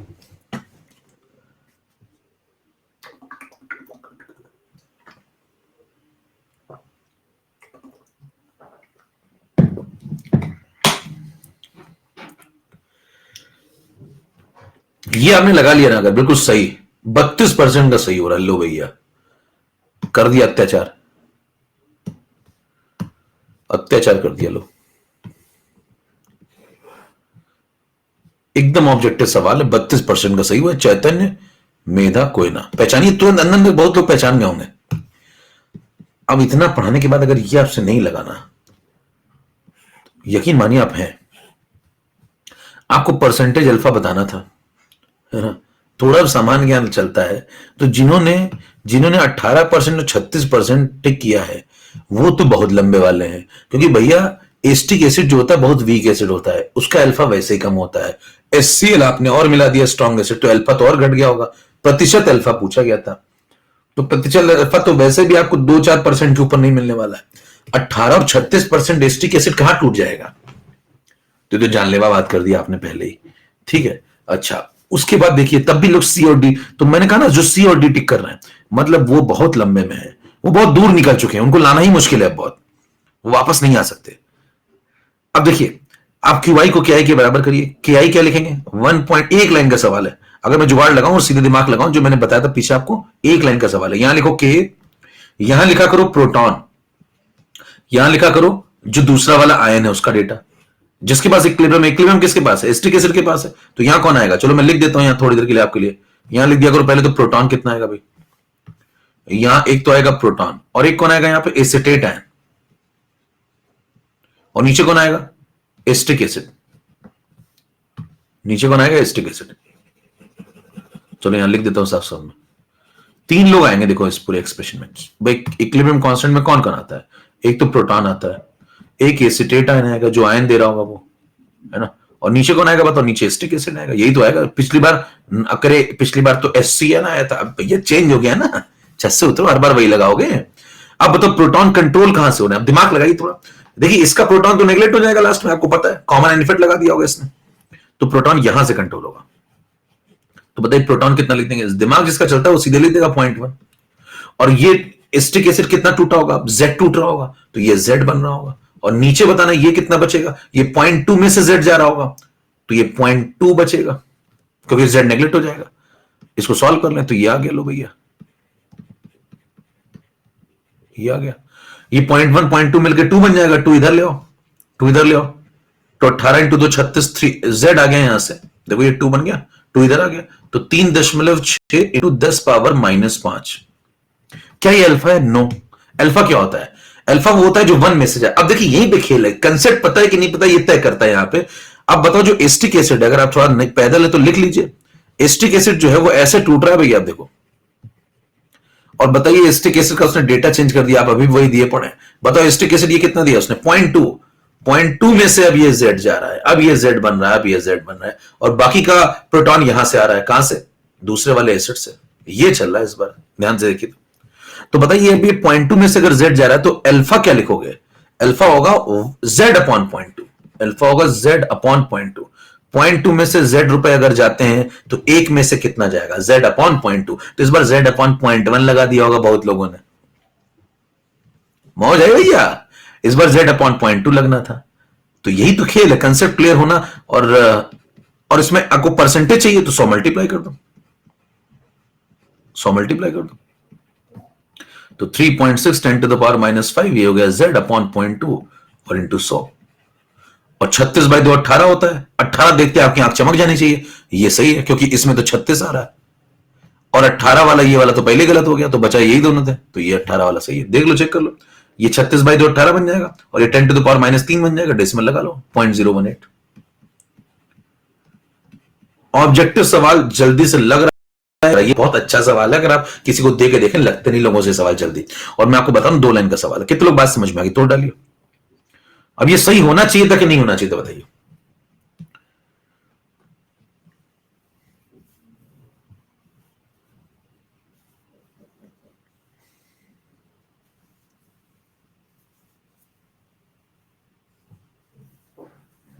तो भैया जिससे नहीं हो रहा अभी भी, ये कह रहे हैं 0.2 कैसे आ गए, तो भैया दिक्कत है फिर, और z अपॉन 0.2 क्यों किया, समझ पा रहे हैं, यही कंसेप्ट है, इसीलिए पहले कभी कंसेप्ट बताता, देखिए जिसने ये नहीं समझा होगा, अगर आपको ये सब नहीं समझ में आया कुछ भी, देखिए ये सब ऐसा नहीं करना है वहां पे, लेकिन ये सीखना है, सीखेंगे नहीं तो अगला हो गया नहीं आपसे, आप कॉन्फिडेंस नहीं आया कभी जिंदगी में कि करते क्या है, अगर आप ये नहीं सीखेंगे, कहेंगे भाई साहब मैं तो पढ़ूंगा नहीं ये सब, मैं सीधे चूरन खा के आऊंगा ये वाला, है ना, कहना मैं सीधे ये वाला करके आ जाऊंगा शॉर्टकट वाला, तो भैया वहां फंस जाओगे फिर सवाल में, समझ पा रहे, तो थोड़ा दिमाग लगाइए, इसलिए सब कुछ आना चाहिए, पहले मैं कंसेप्ट बताता हूं फिर मैं रफ्तार की बात करता हूं, और जिसका चलता है देखिए वो सवाल 2 लाइन का निपटाता है, वो क्या बोलता है देखो सुनो, जिसका चलता है दिमाग वो सीधे निपटाता है, बताना क्या बोलेगा, कहेगा भाई के कितना दिया है 1.8 10 to the power -5, ओके लिख देगा यहाँ पे 1.8 10 to the power -5, कहेगा आगे क्या लिखोगे, आगे लिखोगे प्रोटॉन, प्रोटॉन कहां से कंट्रोल हो रहा है, एचसीएल से, एचसीएल से कितना 0.1 लिख दो भाई 0.1, और बाकी एस्टेट कितना जेड, नीचे कितना आएगा, नीचे वो आएगा जो इसका कंसंट्रेशन है, कितना आएगा 0.2, सॉल्व कर लो, यहां से 2 इधर चला जाएगा तो ये बन जाएगा 3.6 10 to the power -5, और अल्फा कितना है 0.2 में से z गया तो अल्फा कितना है, z अपॉन 0.2, बस खत्म हो गया। परसेंटेज चाहिए तो 100 मल्टीप्लाई कर दो, खत्म।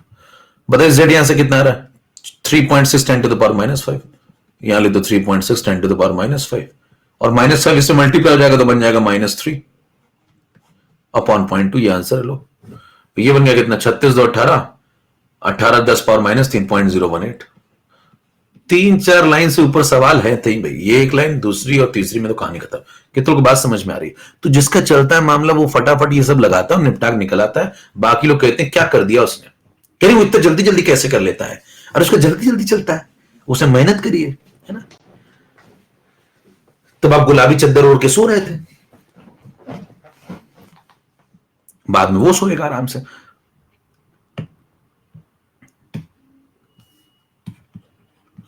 लो भैया 15 नंबर क्लियर, 16 नंबर पे चलता हूं।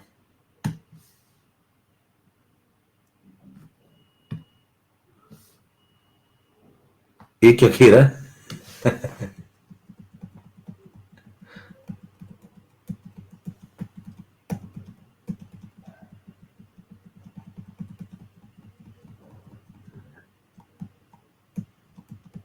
0.2 नहीं 0.20 होगा। कोई था वो तो चला ही गया लग रहा, कहीं छुप गए भैया। एक वो वाले कहां गए, आप दिखते नहीं हो। एक बार सवाल पूछा ना किसी ने तगड़ा कि 0.018 या 0.0180, कह लो ये गलत हो गया, चले ही गए अब तो लग रहा है कहीं। ठीक है, कुछ लोग आपका साथ बहुत जल्दी छोड़ जाते हैं। चलिए अब आगे बढ़ते हैं। अब उसके बाद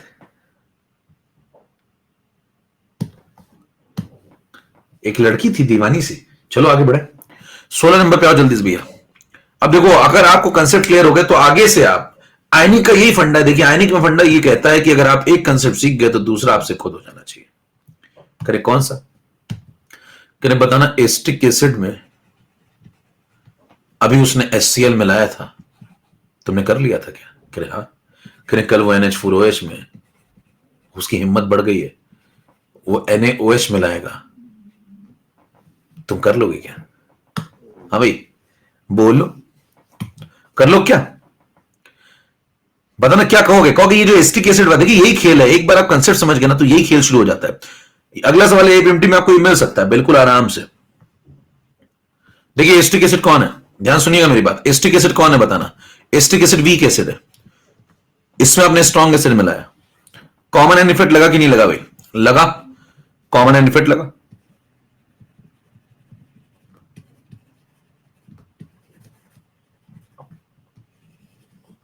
ठीक है, कॉमन एंड इफेक्ट लगा तो बताइए कॉमन एंड कौन था? प्रोटॉन। और प्रोटॉन आया तो एस्टिक एसिड का अल्फा क्या हो गया? कम। सिस्टम का नेट प्रोटॉन क्या हो गया? बिना पिन चलाए भी अभी सब बातें बता सकते हैं। नेट प्रोटॉन क्या हो गया? बढ़ गया। अब देखिए यहीं पे कंसेप्ट लग जाते हैं।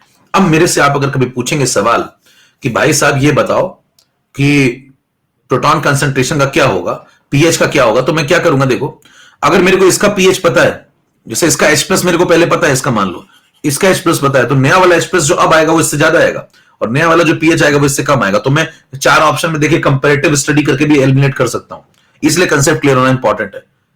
अच्छा और सुनिए, अल्फा पहले से घट गया। देखो अल्फा पहले से घट गया है, तो अगर अल्फा पहले से घट गया तो बताइए अगर मेरे को पुराना अल्फा पता था इस सवाल में। हाँ भाई जैसे इस सवाल में मेरे को पुराना अल्फा पता है और मुझसे पूछा उसने नया अल्फा, देखिए पुराना अल्फा निकालना आसान है, नया अल्फा इससे छोटा होगा। अब 4 ऑप्शन दिए हैं, अगर 4 ऑप्शन में एक ऑप्शन अल्फा का इससे छोटा दिया है, अल्फा 2 वाला, तो वो टिक करूंगा, भागाऊंगा। अगर एक ही ऑप्शन छोटा है, केवल एक ही ऑप्शन छोटा है, तो इससे छोटा ऑप्शन ढूंढूंगा और टिक करूंगा, भागाऊंगा। प्रोटॉन अगर आपसे ये निकल चुका है और आपसे पूछता है नया वाला प्रोटॉन कितना होगा, नया प्रोटॉन निकालने में तो कोई जोर भी वैसे नहीं आ रहा, लेकिन अल्फा में जोर आ रहा था, तो अल्फा में लगा सकते नहीं लगा सकते, दिमाग बताइए। बताइए पुराने अल्फा निकालना आसान है, नया अल्फा से छोटा होगा, तो बताइए कि आप 4 ऑप्शन ढूंढेंगे, उसमें से जो छोटा ऑप्शन होगा वो ढूंढ लेंगे। अगर एक ही ऑप्शन टिक करके भागेंगे, कुछ नहीं सॉल्व करेंगे। कितनों को बात समझ में आई है?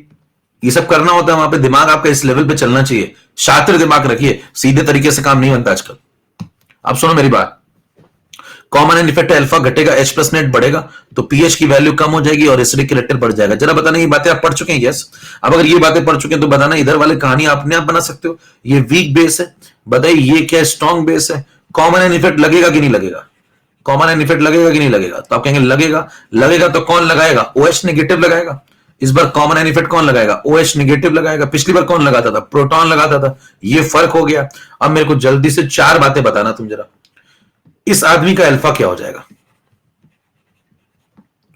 इस आदमी का अल्फा क्या हो जाएगा? इस आदमी का OH नेट पूरे सिस्टम का कितना हो जाएगा? OH नेट सिस्टम का क्या हो जाएगा? POH का क्या होगा? सिस्टम के पीएच का क्या होगा? बेसिक कैरेक्टर का क्या होगा? कर लेंगे क्या? बताइए। अगर आप NaOH मिलाते हैं NH4OH पे, तो क्या NH4OH के ऊपर कॉमन एंड इफेक्ट लग जाएगा? और जब कॉमन एंड इफेक्ट लग जाएगा तो बताइए ऐसे चल रहा होगा मामला? लिख भी सकते हैं आप चाहे तो, ये लीजिए। क्या पिछली कहानी अगर आपको समझ में आ गई तो नई कहानी आप खुद सोच सकते हैं। बताइए कॉमन एंड इफेक्ट लगेगा तो इसका अल्फा गिर जाएगा। सिस्टम का OH नेगेटिव का क्या होगा बताना जरा। सिस्टम का OH नेगेटिव का क्या होगा? बढ़ेगा घटेगा बताओ? स्ट्रॉन्ग बेस आया, OH नेगेटिव बढ़ेगा। स्ट्रॉन्ग बेस आया, OH बढ़ेगा तो POH घटेगा। POH घटेगा तो pH बढ़ेगा, क्योंकि इन दोनों का समेशन कांस्टेंट है 25 डिग्री। pH बढ़ेगा तो बेसिक कैरेक्टर बढ़ेगा। वीक की जिंदगी में स्ट्रॉन्ग आया है, बेसिक कैरेक्टर तो बढ़ेगा ना। कितनों को बात समझ में आ गई? सब कितने उसका न्यूमेरिकल लगा लेंगे। ये दोनों क्लियर क्या? तो मैंने आपको कहा ना केस नंबर 1 अगर क्लियर तो केस नंबर 2 अपने आप क्लियर। यही मैंने आपको पहले भी सिखाया था जब आपको क्या पढ़ा रहा था, mixing of 2 different weak acid. याद है मामला? एक कराया था, दूसरा अपने आप आपसे हो रहा था कि नहीं हो रहा था? यस। कर लेंगे इस टाइप का सवाल।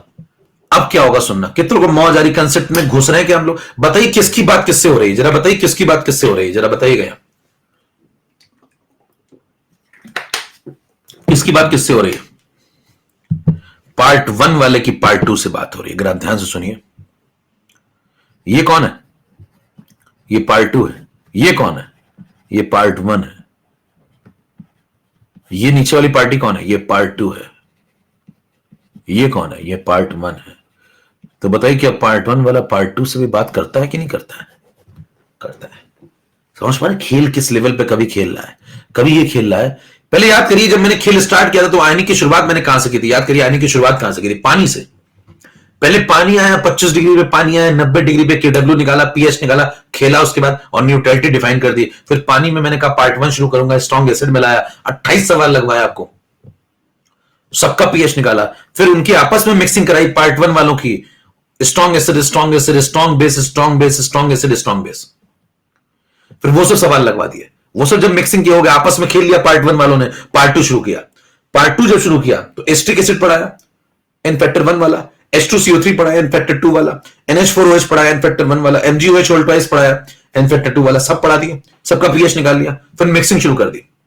अच्छा मिक्सिंग से भी पहले क्या किया? रिलेटिव स्ट्रेंथ समझ ली, 2 वीक एसिड की कंपैरिजन कर दिया, 2 वीक बेस का कंपैरिजन कर दिया, रिलेटिव स्ट्रेंथ समझ ली। फिर मिक्सिंग शुरू करी किसकी? Weak acid 1 weak acid 2, weak base 1 weak base 2। यानी कि ये सब जो चल रहा है पार्ट 2 वालों की आपस में मिक्सिंग चल रही है। पार्ट 2 वालों की आपस में मिक्सिंग हो गई। पार्ट 1 वाले आपस में खेल रहे थे, पार्ट 2 वाले आपस में खेल रहे थे। मैंने कहा आपस में अलग अलग क्यों खेलते हो? आप आपस में खेलो ना। पार्ट 1 वाले आपस में खेल रहे थे, पार्ट 2 वाले आपस में खेल रहे थे। मैंने कहा दोनों अलग अलग क्यों खेलते हो? घेरा बना के आओ, एक एक आदमी दोनों का एक साथ खेलो ना। तो पार्ट 1 वाला पार्ट 2 के पास आके देखो साथ में खेल रहा है। अब पार्ट 1 वाला पार्ट 2 के साथ खेल रहा है। इसको क्या बोलेंगे आप? ये इंटरमिक्सिंग है साहब। कोई पूछे क्या है ये, कहूंगा इंटरमिक्सिंग स्टार्ट हो गई है। कभी वो सब करा रहा है जो हो सकता है। पहले मैं इंट्रा मिक्सिंग खेलता था, पहले मैं इंट्रा मिक्सिंग खेलता था, पहले मैं इंट्रा मिक्सिंग खेलता था। अपने अपने घेरे में खेलो। पार्ट 1 वाले बाहर नहीं जाएंगे, पार्ट 2 वाले बाहर नहीं जाएंगे। अब मैंने कहा खेलो आपस में, आओ पार्ट बाउंड्री हटा दी, कहा दोनों मिल जाओ आपस में, ये लो। यस, मैंने कहा आपस में खेलेंगे। अब बताइए आपस में जब खेलेंगे, अब इंटर मिक्सिंग शुरू है। बताइए केस किसके हैं? कोई बोला टाइप करना भी जरा, किसके केस हैं जरा बताना, किसके केस हैं? किसके केस हैं? ये इंटर मिक्सिंग है, वो इंट्रा मिक्सिंग चल रही थी। इंट्रा मतलब एक ही में, इंटर मतलब दो अलग अलग व्यक्ति, दो अलग जगहों से आए हुए व्यक्ति खेल रहे हैं। Guys getting it? अब सुनिए, हद तो तब हो जाती है। अब अगला खेल सुनिए, हद तो तब हो जाती है। एस्टिक एसिड एससीएल से बात कर रहा था, लोगों ने कहा ठीक है, एसिड एसिड आपस में बातें कर रहे हैं। NH4OH NaOH से बातें कर रहा था, लोगों ने कहा ये भी ठीक है, ये भी ठीक है, बेस बेस आपस में बातें कर रहे हैं। उसके बाद क्या हुआ, जब एस्टिक एसिड ने देखा NH4OH को कि ये NaOH से बात कर रहा है, एस्टिक एसिड का मन करता है मैं भी कहते क्या मैं भी, कहता हम भी करेंगे। एस्टिक एसिड क्या कहता है, NH4OH से कहता है तुम NaOH से बात कर रहे हो, स्ट्रॉन्ग बेस से बात कर रहे हो। पहली बात तो पार्ट 1 वाले से बात कर, पहली बात दूसरे वाले पार्ट से बात कर रहे हो, कह रहा हाँ, कह रहा हम भी करेंगे। तो NH4OH कहता है चलो ये तो ठीक है तुम भी करोगे, फिर समझ जाओ हम क्या करेंगे। बताइए क्या कहेगा, NH4OH कहता है समझ जाना, ये कहता है एस्टिक एसिड कहता है मैं तुम्हारे वाले से बात करूंगा, तो NH4OH कहता है फिर समझ जाओ मैं तुम्हारे वाले से बात करूंगा। कनेक्शन क्रॉस हो जाएंगे साहब। तो बताइए, इसने कहा कि मैं तुम्हारे वाले से बात करूंगा, तो ये कहता फिर समझ जाओ मैं तुम्हारे वाले से बात करूंगा। कहें ओके कर लो, कर लो। अब देखिए यहां पे जो खेल शुरू हो जाएगा, इसको बोलते हैं ऑड एंड इफेक्ट, इसको बोलते हैं odd and effect guys. Odd and effect शुरू हो गया, इसकी वाली ने उससे बात कर ली, उसकी वाली ने इससे बात कर ली, इसको बोलते हैं ऑड एंड इफेक्ट। अब देखिए जब ऑड एंड इफेक्ट लगता है,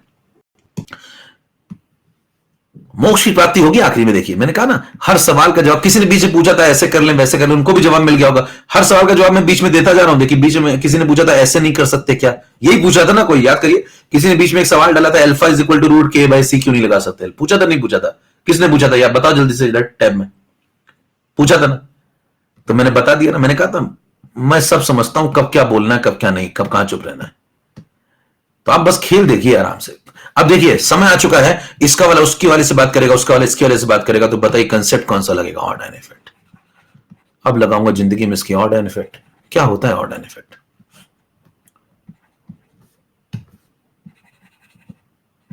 when a strong electrolyte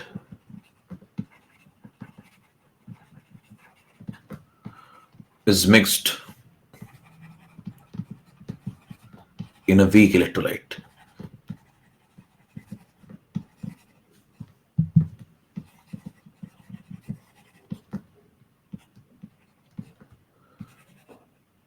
which have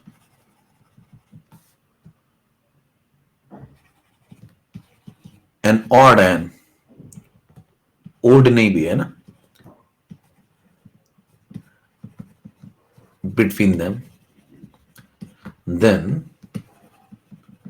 the alpha degree of ionization of weak electrolyte increases। पिछली बार बोला था मैंने डिक्रीजेस, इस बार बोला इंक्रीजेस। ध्यान दीजिए, जब एक स्ट्रॉन्ग इलेक्ट्रोलाइट मिलाते हैं वीक इलेक्ट्रोलाइट में जिनके बीच में एक ऑड आयन हो, तो जो अल्फा होता है वीक का वो बढ़ जाता है, अल्फा बढ़ जाता है। पिछली बार अल्फा घट गया था। बताइए कौन किससे बात करने जा रहा है, ये कह रहा है एस्टिक एसिड मैं NaOH से बात करूंगा। मैंने कहा आओ करवाते हैं तुम्हारी बात। 18 नंबर पे सुनिएगा जरा दोनों की क्या बात होती है। देखना एस्टिक एसिड जब NaOH से बात करेगा तो होगा क्या, एस्टिक एसिड ऐसे टूटा करता था, उसकी जिंदगी में NaOH आ गया, NaOH ऐसे टूटता है। बताइए क्या जैसे NaOH आएगा तो ये जो OH है वो इस H के साथ कैसा आयन है, ऑड आयन है। ये OH इस H को खा जाएगा, जो किसी एक दूसरे को खा लेते हैं, एक बेसिक कैरेक्टर एक एसिडिक कैरेक्टर एक दूसरे को खा जाएंगे, तो इनको बोलते हैं ऑड आयन इफेक्ट। या कौन सा आयन प्रेजेंट है, ऑड आयन है। तो बताइए इसका जो OH है वो इसके H को खा जाएगा, इसका H इसके OH को भी खाएगा, लेकिन इफेक्ट किसके ऊपर लगता है, मैंने क्या बताया था, जो चल रहा है, चल कौन रहा है, रिवर्सिबल वाला, तो इफेक्ट इसके ऊपर लगेगा। इक्विलिब्रियम इसके पास है, डिस्टर्ब ये हुआ है, इक्विलिब्रियम रिगेन भी यही करेगा, कौन, एस्टिक एसिड। तो बताइए इसका OH इसके H को खाएगा, तो जब खाएगा तो ये H+ कम हो जाएगा, लीच क्लियर आएगा, वो कहेगा प्रोटॉन कम हो गया क्या, कह रहा हाँ, क्या रिएक्शन कहां भेजोगे, कहेंगे आगे। रिएक्शन जब आगे जाएगी तो बोले इसका अल्फा क्या हो जाएगा, बढ़ जाएगा। इस बार इसका अल्फा बढ़ जाएगा, पिछली बार इसका अल्फा घट गया था, याद आया मामला कुछ आपको, ठीक है। फिर आपसे कहता है अगला एग्जांपल बताओ, इसकी वाले ने उससे बात कर ली, करे यस कर ली, देखो इसने इससे बात कर ली, करे ये इससे भी तो करेगा, करे यस करेगा, क्यों नहीं करेगा। जब करेगा तो क्या हो जाएगा, NH4OH बताइए, जब HCl से बातें करेगा तो NH4OH क्या था? ये पार्ट 2 का आदमी है। और HCl कौन है? ये पार्ट 1 का आदमी है। फिर बताओ कौन होगा? ये वीक बेस है, ये स्ट्रॉन्ग एसिड है। अब ये लगाएगा H प्लस इसके ऊपर, OH नेगेटिव के ऊपर ऑड एन इफेक्ट।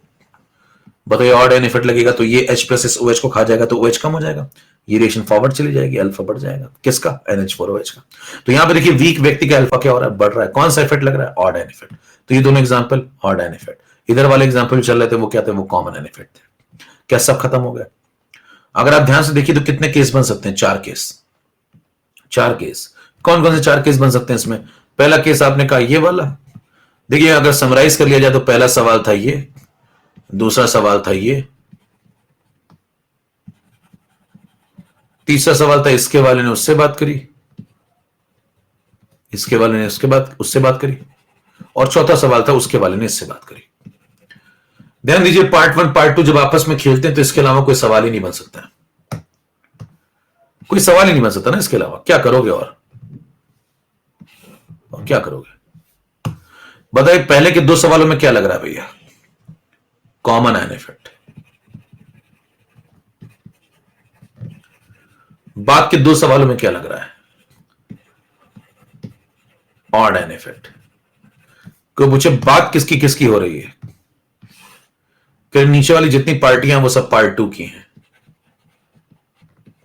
ऊपर वाली सारी पार्टी पार्ट 1 की हैं। पार्ट 1 पार्ट 2 में इतनी ही बातचीत हो सकती है, सारी बातचीत मैंने आपको सुना दी। आशा करते हैं आपको आनंद आया होगा। इन दोनों केसेस में क्या हो जाएगा? अल्फा गिर जाएगा, इन दोनों केसेस में अल्फा बढ़ जाएगा। मौज आ गई तो तोड़ डालिए।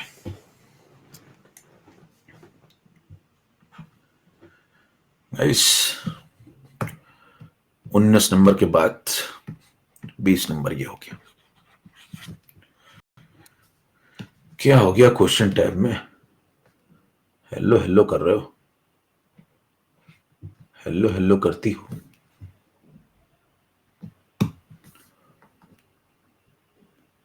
कहां से लाते तुम फोटो? देखो ये ढूंढ डाले, इंस्टाग्राम से फोटो ढूंढ डाली। सब लगे हैं एकदम भाई साहब। खुफिया तंत्र, खुफिया तंत्र भिड़ा रखा है। ब्लॉक हो गया कोई?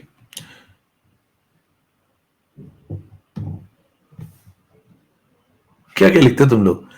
सुन लो गांव वाला डिंपल से मेरी है, किसी सुनील की नहीं। चलो भैया, तुम लोग यार ऐसी बातें लिखते हो। एक सवाल पूछ रही थी मैं, दिख रहा नहीं है उसमें, बताइए कहां सवाल, इतने देर में सवाल पूछा है गुरु।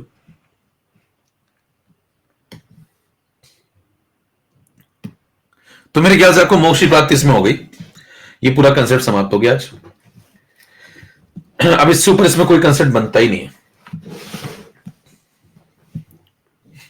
ये क्या है? चलो भैया, यहां तक का मामला खत्म। अब यहां पे खत्म हो जाता है पूरी तरीके से पार्ट 2।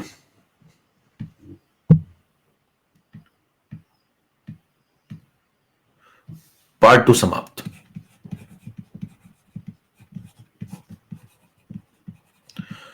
पार्ट 2 में मैंने आपको जितना पढ़ा दिया पार्ट 1 पार्ट 2 में, उसके अलावा आपको कहीं से कुछ नहीं पढ़ना। ठीक है? एक बात, अरे भी सो रहा है भैया, वो सोता है आराम से, रिलैक्स करता है लाइफ में। बहुत लाइफ में रिलैक्स बहुत जरूरी है, उसने इसको फॉलो किया है बहुत सीरियसली। वो 2:30 बजे उठता है आराम से, 2-2:30 बजे, बहुत रिलैक्स मोड में रहता है। अब देखिए, रात को जगता है वो, दिन में सोता है।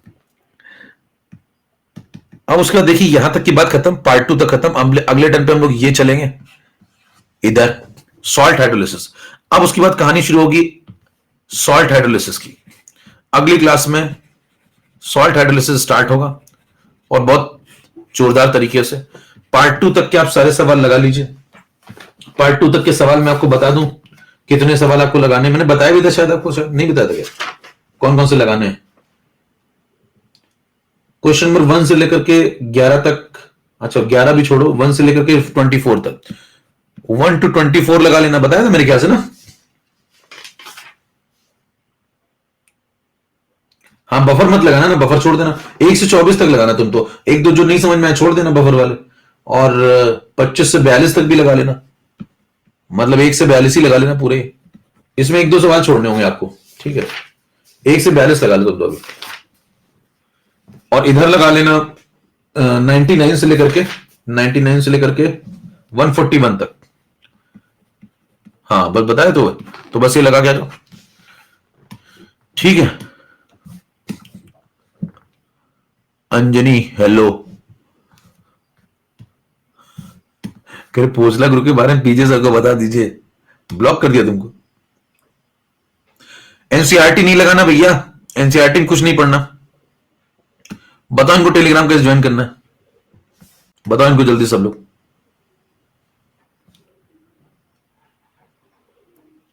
इंस्टॉल करना है और क्या करना है। इक्विलिब्रियम की रिवीजन सीरीज ले लो, ठीक है, ये भी ठीक है।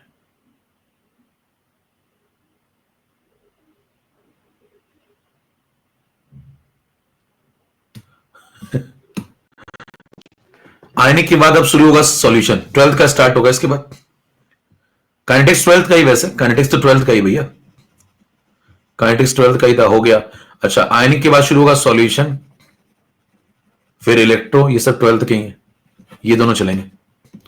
फिर सॉलिड, फिर थर्मो, ऐसे चलेगा। ब्रॉन्सन एसिड, ब्रॉन्सन बेस भैया लास्ट में पढ़ाएंगे सब। एक कह रहा है ब्रॉन्सन एसिड, ब्रॉन्सन बेस, इतना पढ़ाएंगे कि मतलब मैंने कहा ना, अच्छे भक्त की तरह और बैठ जाइए। मैं सब जानता हूं कब क्या बोलना है, कब कहां रुकना है। 101% हुआ आपका भक्त, धन्यवाद भाई।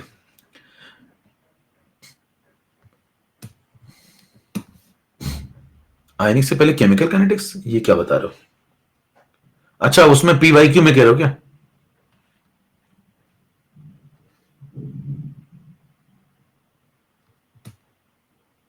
इसमें दिख ही नहीं रहा क्वेश्चन तुम्हारा, निक्की शुक्ला, इतना तुमने ब्लर्ड क्वेश्चन भेजा है, क्वेश्चन तो दिखे।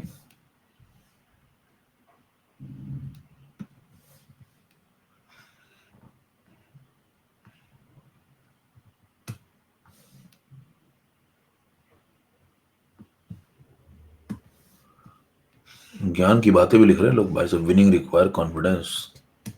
चलो नेक्स्ट टाइम मिलते हैं फिर, सो जाओ भैया, गुलाबी चद्दर उड़ के, ठंड बहुत है, मौज लो जिंदगी की।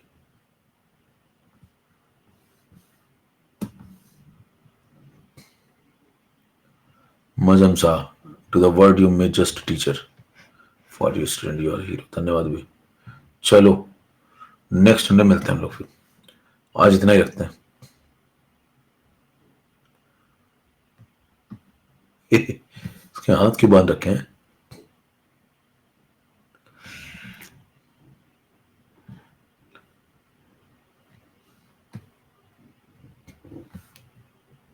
जूनियर जे स्टार हैं, अच्छे लग रहे हो सर। आसिम गौरी, धन्यवाद भी। परिवर्तन ही संसार का नियम।